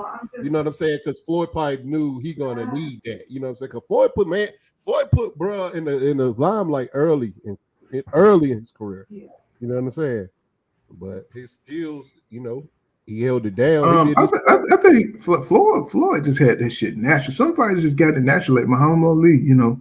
They just got natural charisma, you know what I'm saying? Or, you know what I'm saying? It's just inside of them. You know, they come out like extroverts, or, you know, some people could just, they ambiverts, you know what I'm saying? So some of these got, you know, some people just got it like that, man. Yeah, I don't get nervous either. I never got nervous like in public speaking and shit like that. I'm not, you know what I'm saying? I'm a very like outspoken ass dude. Like I don't get, people be like, damn, you ain't scared? Like, nigga, I ain't never got stage fright ever. You know what I'm saying? Nigga used to battle rap and shit. You know what I mean? Well, even the stars, even Michael Jackson, you know what I'm saying? Oh, yeah. They all still got stage fright, bro. Yeah. You can tell, like, in Michael Jackson interviews, you could tell this nigga was like, Marvin Gaye, guys, you know, you think would never have stage fright, you know what I'm saying? They had it, you know? And, you know, just to see Tank overcome that shit, I was like, wow, man, this dude, he really knows, you know what I'm saying? He's got a brain, you know, and I'd love to hear when he get older, like him like talk about his experience, what he going through now. You know what I'm saying? Because you never know. We judge these fighters based off their job, but we don't really know what's going on behind the scenes. I can't wait till the Gervonta Davis movie. You feel me? Because he remind me so much of one of my cousins. You know what I'm saying? Somebody you grew up with. And I just want to see, like, I want to know the story, because I was intrigued by the Mike Tyson story. You know what I'm saying? I want to see the Tank Davis story. Yeah. Because his mama ratchet as hell, and I love her. I love to see niggas attitude. Like you see the attitude. Definitely. You know what I'm saying? Oh man, you know what I'm saying? You know, Tyson Fury, man. I'm not even watching the heavyweight division, but the Usyk, you know what I'm saying? You know, trying to get that fight. It's like always you're fighting Andy Ruiz. You know what I'm saying? It's like I heard he turned Andy Ruiz down because he said Andy Ruiz won 16, 18 million. And her trying to get AJ to fight Dillian White. I don't know how Dillian White keep getting fucking fights, bro. That dude is straight garbage. You know what I'm saying? And check this out. This is something that really surprised the shit out of me. Tim Bradley gives Haney the edge in beating Lomachenko. Ain't that some shit? Well, they trying to, you know why, right? They trying to downplay that victory. They can watch after the fight. They gonna call Loma old. And I keep saying this, and I'm gonna keep saying this. Niggas call Lomachenko old, but not calling Terrence Crawford old, and Terrence Crawford's older than him. So they gonna call this nigga old after the fight, bro. Guarantee they gonna fucking call him old after the fight.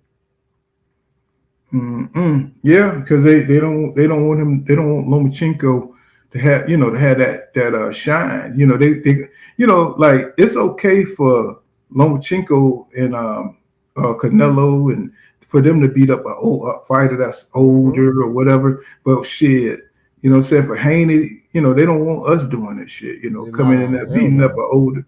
I thought he lost. I really lost. He lost to, wasn't it Jermaine Ortiz? I thought he lost that fight. I thought he lost that fight too. The only way you can get somebody say something like, why don't they fight each other is when they talk about black fighters and shit. They don't care about Canelo beating up the Dirhams and shit like that. But I think they cared about this last dude. You know what I'm saying? The only reason why the public is pushing that Benavidez fight because he's not black. They never pushed the Charlo fight how they pushing this Benavidez fight. Benavidez, you know what I'm saying? They never pushed no Charlo fight. They ain't never pushed no Benavidez Charlo. They ain't never put. I mean, they did push Benavidez Charlo, but fuck, Charlo not in his division. You know what I'm saying? Mm-hmm.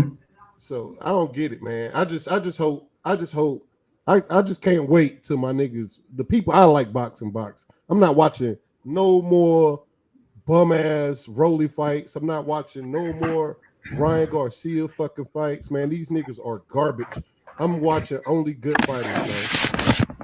Well, I'm gonna start forcing myself to come on, even if it ain't nothing I really want to talk about. You know what I'm saying? Cause I do enjoy talking to you guys. You know what I'm saying? The camaraderie and everything. I miss the camaraderie, but yeah, I've been moving to, you know what I'm saying, near the account I picked up, and it's been super lucrative. So, you know what I'm saying? So I've been having to make some moves, guys, out here, you know. Plus, I'm working on this comic book.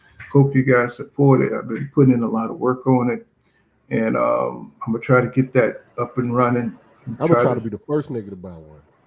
You know what I'm saying? I'm gonna sell it on Kindle. You know what I'm saying? See if I can get everybody to jump on it. When you told me. Mm-hmm. Yeah. And but we're gonna leave it there. You know what I'm saying? I'll probably come on probably tomorrow. You know, I've got a few days off. You know what I'm saying? Eric R says he says they need to be smart and know what they're signing for. He says top rank is the NCAA build your skills and name. PBC said pros go there to capitalize on your success, and then after that you can do a one-off. What's going on, Bowley? He says, what do you think Antoine Russell would do to roll up? Man, he said they remove Antoine from the WBA rankings. You know, man. That's because he's suspended indefinitely. They haven't said why, but he's suspended indefinitely. It's almost as if they've moved up 135 to 140. 140, yeah. It's blocked, you know what I'm saying, from fighting anybody real. You know what I'm saying? You know, it's almost like what they did with Canelo and Triple G. You know what I'm saying? They surrounded them in a protective bubble so nobody real could get to them. You know what I'm saying? And these guys are going to stay in a class by themselves because they're not good enough to compete with the real killers at 140. And I'm just like, bro, I mean, everybody can see it. You know what I'm saying? Ryan ain't hard enough to fight nobody. You know, so up at 140, you know, so they put him in a special class. They put him in the handicap ward. You know what I'm saying? Get that nigga a blue wheelchair, you know what I'm saying, necklace. You know what I'm saying? Him and what's his name? Rolly Romero and Teofimo Lopez. You know, them guys gonna be in the same class forever. You know. But if Tio fight, I'm gonna tell you something, I would be impressed if Tio fight Josh Taylor. If he fight Josh Taylor, I would be really impressed. Well, yeah, Teofimo got a good resume. Teofimo has one of the best resumes in boxing, whether people like it or not. With that Loma win, and now with Josh Taylor, like he don't got a bad resume. He just ducked Devin Haney. Yeah, he ducked everybody else too, though. Oh yeah, I mean, he ain't trying to fight nobody. No, you know what I'm saying? You know, Sandor Martin, you know what I'm saying, gave him all kind of issues. Yo, you know what I'm saying? I mean, come on. Did I surprise you? Am I the only person that got surprised by Sandor Martin though? No, because we saw Sandor Martin beat Mikey Garcia. But I thought Tio was a better boxer than Mikey. I thought Mikey was way too flat. No. But Tio problem is mental. Yeah, true. You know, it's mental. He got a mental. You know, he got confidence problem. Yeah, you can't beat that. You can't do nothing about that. You know, when you saw him, he's supposed to, you know, destroy Camper, that old ass Mexican he fought. That he was trying to style on, and his moves looked like they were. The dude was so old he could freestyle on. You know what I'm saying? So and he still looked weird and awkward throwing shots that he don't normally throw, and it was just kind of weird watching him. These guys struggle with people they're supposed to knock out. You know what I'm saying? Super early. HK Jab says he says Martin won. No, he said I thought Sando was gonna win. They robbed him. I was talking about but Sando, he beat Mikey Garcia. Yeah. You know? But he beat Mikey off a long layoff. And you're right. You could have gave Sando Martin that fight. It's just that they gave Lopez because he was aggressive and he was chasing him down, and Martin was doing a lot of moving. You know what I'm saying? Even though I did think he outboxed him, you know what I'm saying? But it was outboxed by Nakatani too. Didn't he knock him down? Didn't he knock down? I think he knocked him down in that fight, didn't he? Who? Did Martin knock down Lopez, or he fell or something? Did he not? I can't remember. You know what I'm saying? But it was something he was fought. I think he slipped. He was trying to catch him and missing, and I thought he got knocked down in that fight. I can't remember, y'all. I'm about to check right now. I think he did get knocked down. So he said Mikey is a hell of a resume. Yeah, shoe in for Hall. He's definitely a Hall of Famer. Oh yeah, Mikey is definitely a Hall of Famer. Yeah, he's definitely Robert Easton. When he beat Robert Easton, I was like, all right. It's just when you get in there with great competition, you're not gonna have all these fights, y'all. You know what I'm saying? When you get in there and you fighting real good dudes that can get with you, you're not gonna have a whole lot of fights, bro. You know what I'm saying? Because your body is not gonna be able to take it. When you see all these fighters with, 89 fights and shit, they wasn't fighting nobody. You know what I'm saying? You talk about people who, they probably had 11 or 12 one-round knockouts, you know what I'm saying, that lasted, a couple of seconds, once they got into the ring. That's the only way you're going to amass those kind of records. If you're fighting somebody. He did knock Lopez down in the second round. Yeah, he knocked him down. You know what I'm saying? So, like HK Jab say, shit. You know what I'm saying? He really kind of won the fight, but they're not gonna let a Sando Martin win over a Teofimo Lopez because he has more cachet than Sando Martin. You know what I'm saying? Nobody's gonna pay to see Sando Martin. You know what I'm saying? And that nigga got beat up by Yuji. Right. The same dude that beat up Yuji got beat up by we were just talking about that nigga Keyshawn Davis. Mm-hmm. I mean, what if I had a young fighter, bro, I would put him on top right now. It's like how many years we're gonna have to wait to see Keyshawn Davis fight somebody real? 3. You know what I'm saying?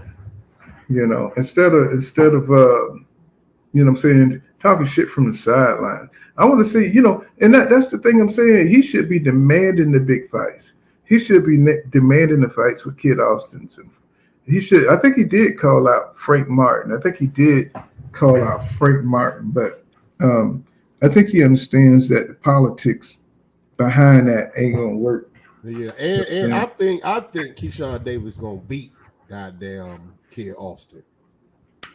I think he can beat Kid Austin. Yeah, he could beat Kid Austin. Yeah, I think Kid is too like he's not. He don't have the fundamentals. His fundamentals. Yeah, that's what I'm looking for. That's exactly what I'm looking for.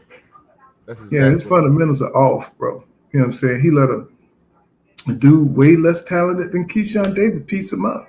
And I was really surprised by that because if you look at my video archives, I was big on Kid Austin. I'm still big on him, but he definitely. Oh yeah, I'm just saying before you saw, just like kind of like Boots when you saw him in there with Karen, right?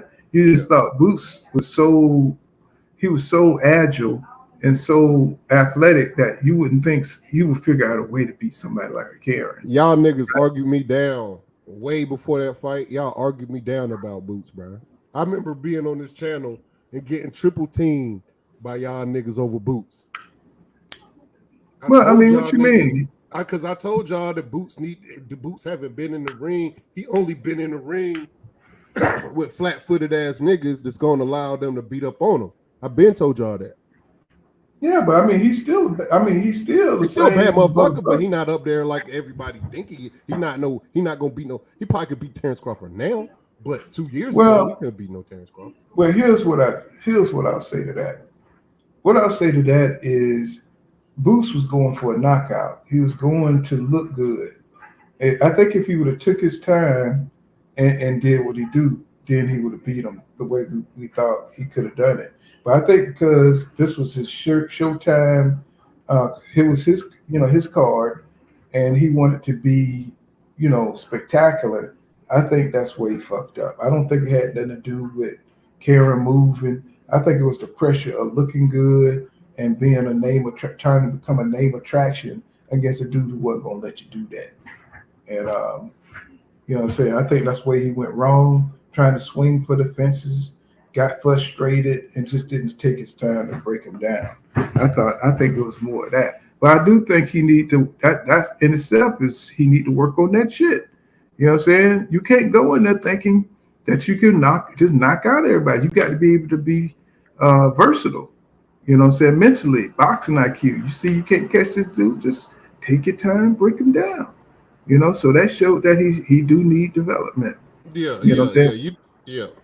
Because I agree with you. I agree with you 100%. And he can't go in there with that mind state against a Keith Thurman and them. They're going to beat him up. Right. Or he's going to look bad. He's going to get knocked down. He's going to make mistakes. You know what I'm saying? But that's just inexperience. You know what I'm saying? That's just the inexperience, like we were saying. He's not invincible, bro. He got shit to learn. But when we see super athletes, athletic dudes like that, you think they could do anything? Yeah, definitely. Him and what's my man's is about to fight Inoue. What's my man's about to fight Inoue? Inoue got hurt. Fulton, like him and them two, like Steph Fulton and what you call them? The future. They the future of boxing to me. Mm-hmm. Steph Fulton and what's the other nigga? We just talking about this nigga, man. I gotta stop smoking weed, bro. Definitely gotta stop smoking. Cool boy. What's the nigga from Philly? We just was talking about him, bro. Talking about Boots? Yeah, Boots. Yeah, I think Boots and Cool Boy the future. They the future of boxing, bro. They definitely, Cool Boy, I believe he's already there. You can just see him because he used so much of his he used so many of his tools in the fight, and he just do so many different things. It's almost like you're watching a little Floyd Mayweather or something, and just the way he just keep using different things and spacing, and you see him fight inside, outside. I mean, he just show you so much. So much. Them boys got everything. They got it all, boy. You can't go in on them. You got to fight. You can't get mid range. You got to fight long range. You got to fight. You got to fight these boys. That's what I think. Right. I mean. And the way he changed the look on you, he'll change the look on you. You know what I'm saying? It don't matter if you're taller than him. You know what I'm saying? I'm interested in seeing that rematch between him and what's his name? Figueroa. Figueroa. Brandon. I think he won him at. I think he won him at. But he's still. I think he's thinking about going back down to fight him though. Sheesh. Yeah. Cool Boy is a bad motherfucker, man. Nigga, bro. And I think that's what Andy Cruz is going to do well in that camp. Mm-hmm. Yeah, true. And look, if Figueroa fight him again, bro, like I feel like he gonna get done worse because I think the reason why the fight was even close is because Cool Boy chose to fight on the inside. You know what I'm saying? I don't think he chose to fight on the inside. So? No, hell no. Brandon Figueroa, that's all he do, nigga. The whole fight. Is charge you, even when you hit him in the face with haymakers. That's why he's able to make you fight on the inside because he uses face as defense. He don't care about getting hit. That nigga boxing career gonna be short as hell. I think he's juicing, man. I think he's juicing too. Juicing. I don't believe in niggas that don't get tired. This nigga be arching his eyebrows, bro. I'm like, nigga, this nigga be having eyeshadow and shit. Shadow and shit, man. I'm like, bro, what the hell's going on? You know what I'm saying? For real. I'm like, Brandon think he pretty and shit. That nigga think he pretty, man. That's a beautiful man. That nigga think he pretty. Pause, nigga, for real. Nah, that's a joke. That's not for real, nigga. Yeah, pause. No, I'm just saying pause, yeah, nigga. Pause. It's like this is arching his eyebrows and shit.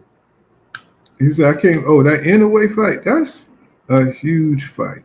That definitely is. You know, Inouye, if he beat Cool Boy, he's gonna become Jesus. Oh yeah.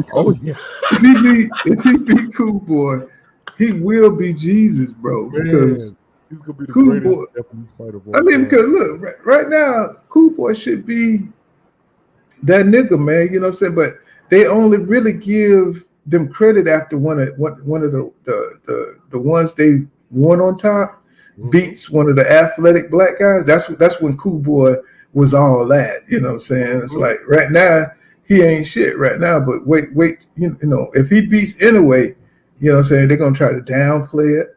You know what I'm saying? Inouye came up in weight. Inouye tried to be great. What they say?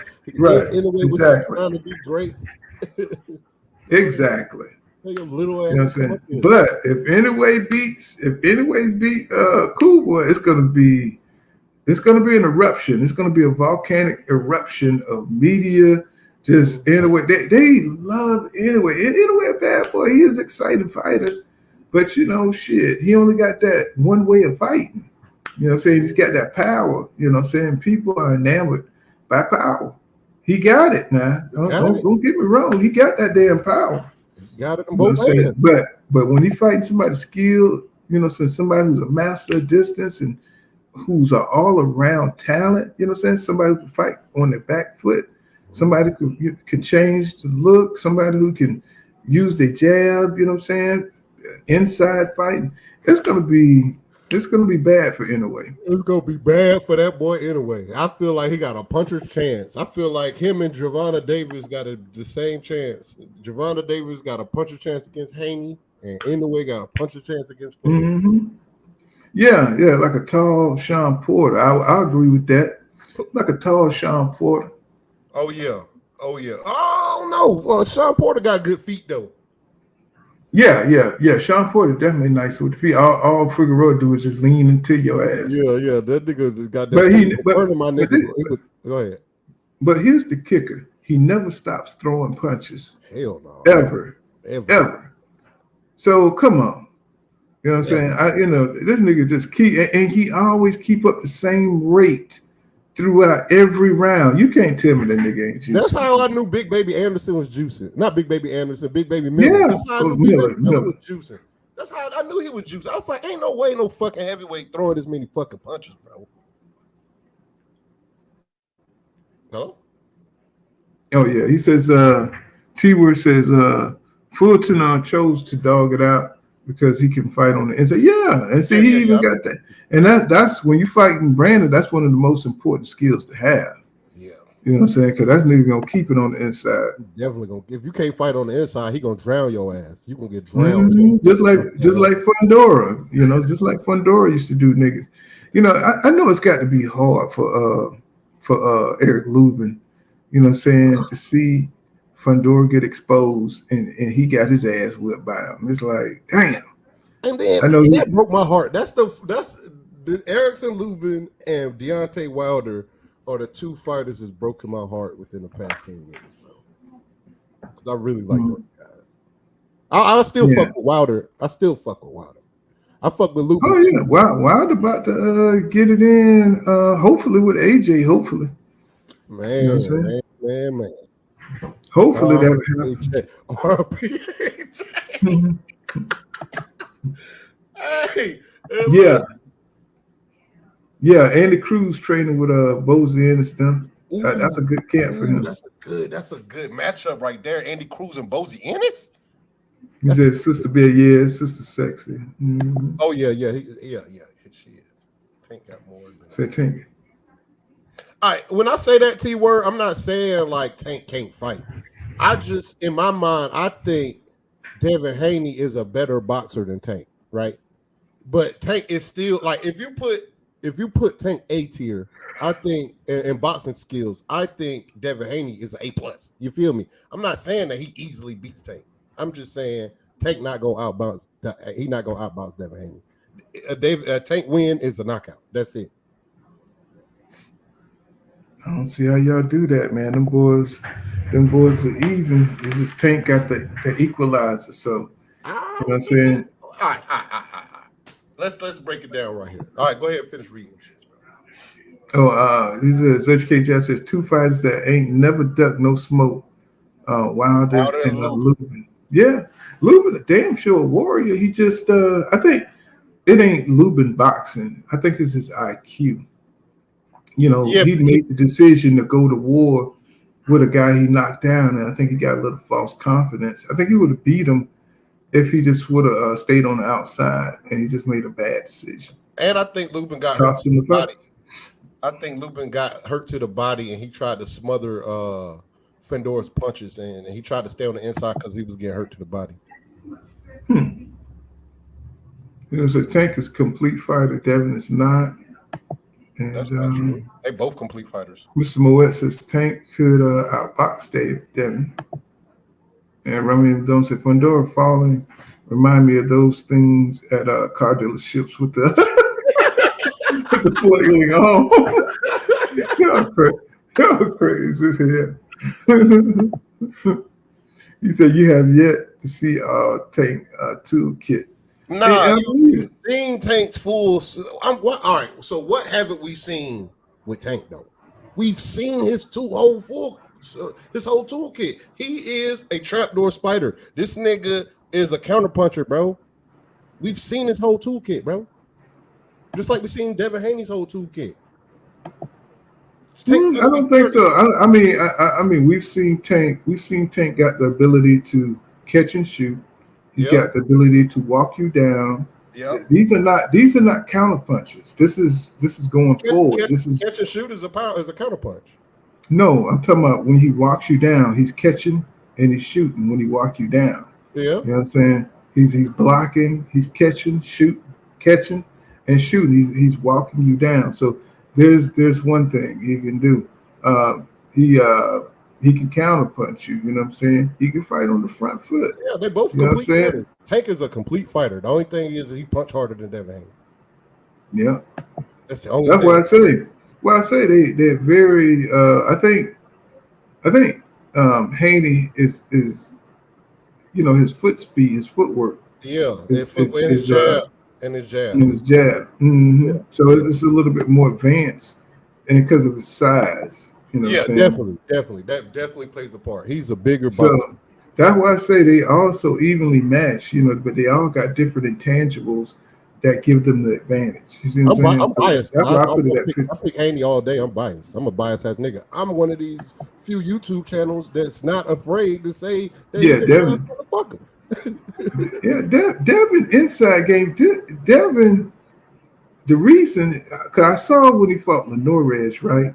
He was fighting on the inside some. And he can fight on the inside. It's just that he don't have the power to really hurt you on the inside. So it's like I seen him giving it to he did hurt Leonard on the ropes. You know what I'm saying? But he don't really have the power to fight on the inside like that. He wouldn't want to fight like a Tank on the inside. He'd get knocked out messing with Tank on the inside. Yeah, 100%. And look, the one thing that Tank got that Shakur and Devin don't got is Tank got like a 6 cent. He like a killer. Like he got that killer instinct. If you show any kind of weakness in the ring against Tank, it's a matter of time. You know what I'm saying? You got to be 100% of the time. You know what I'm saying? I agree with that. Well, I think the two fighters that can be 100% of the time is Devin Haney and Shakur Stevenson. Well, more than that, Tank, you know, you can't make the same mistakes. You know, twice. He's watching your pattern, and he's watching for everything. You know what I'm saying? So if he recognizes where you're going to be, that's where the punch is going to come in, and that's where he's going to win the fight. You know what I'm saying? And, you know, like Leo Santa Cruz. You know, he kept throwing that motherfucking right out there. He kept trying to shoot that right out there, and Tank caught. I mean, the funny thing is that Tank was trying to knock his ass out with the same punch. You know, for a while. So I was just like, how did he not like catch on to that? Because he ain't got high enough boxing IQ. Exactly. He don't got Leo Santa Cruz is outboxing Tank. Let's keep it real though. Let's keep it real. Leo Santa Cruz is outboxing Tank until he got knocked out. Yeah, but I was going for Tank. But Tank don't go in to win rounds. You know what I'm saying? Yeah, he goes so what in make niggas think that if Leo Santa Cruz is outboxing Tank, what make niggas think that fucking Devin Haney can't outbox Tank when Devin Haney is 1,000 times better boxer than Leo Santa Cruz? Right. Man. That's what I don't get.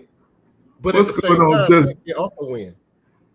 What's going on, Just Do Boxing in the building? Y'all subscribe to Just Do Boxing. You know what I'm saying? If you like my content, you really love them boys over at the TWT team. You know what I'm saying? For sure. But y'all, I'm gonna leave it there. You know what I'm saying? I got some stuff I gotta do. I'm still moving and stuff. So you know what I'm saying? I just want to come back. I'm gonna stop forcing myself to come on just so I could talk to my people. You know what I'm saying? About this stuff. And, you know what I'm saying? Right now, I just been having a lot of work going on and a lot of stuff happening. But you know what I'm saying? Look for me tomorrow. I'll be back on probably early in the morning. See you guys in the next one. Salute, dog. Salute to Zach B and Educated Jab, T-Word coming through Just Do Boxing, Mr. Moet, Educated Jab, my 300's always in the building, Eric R. You know what I'm saying? I'll be working on this damn comic strip. Remember, look out for Pool Counter Boxing comic. It'll be Errol Spence Jr. versus Terrence Crawford. And, you know what I'm saying? Support that. Look for that book for me. Rami Emily Jones, thank you for coming through, y'all. See you guys tomorrow. Bowling. See y'all. Peace. Peace out, y'all.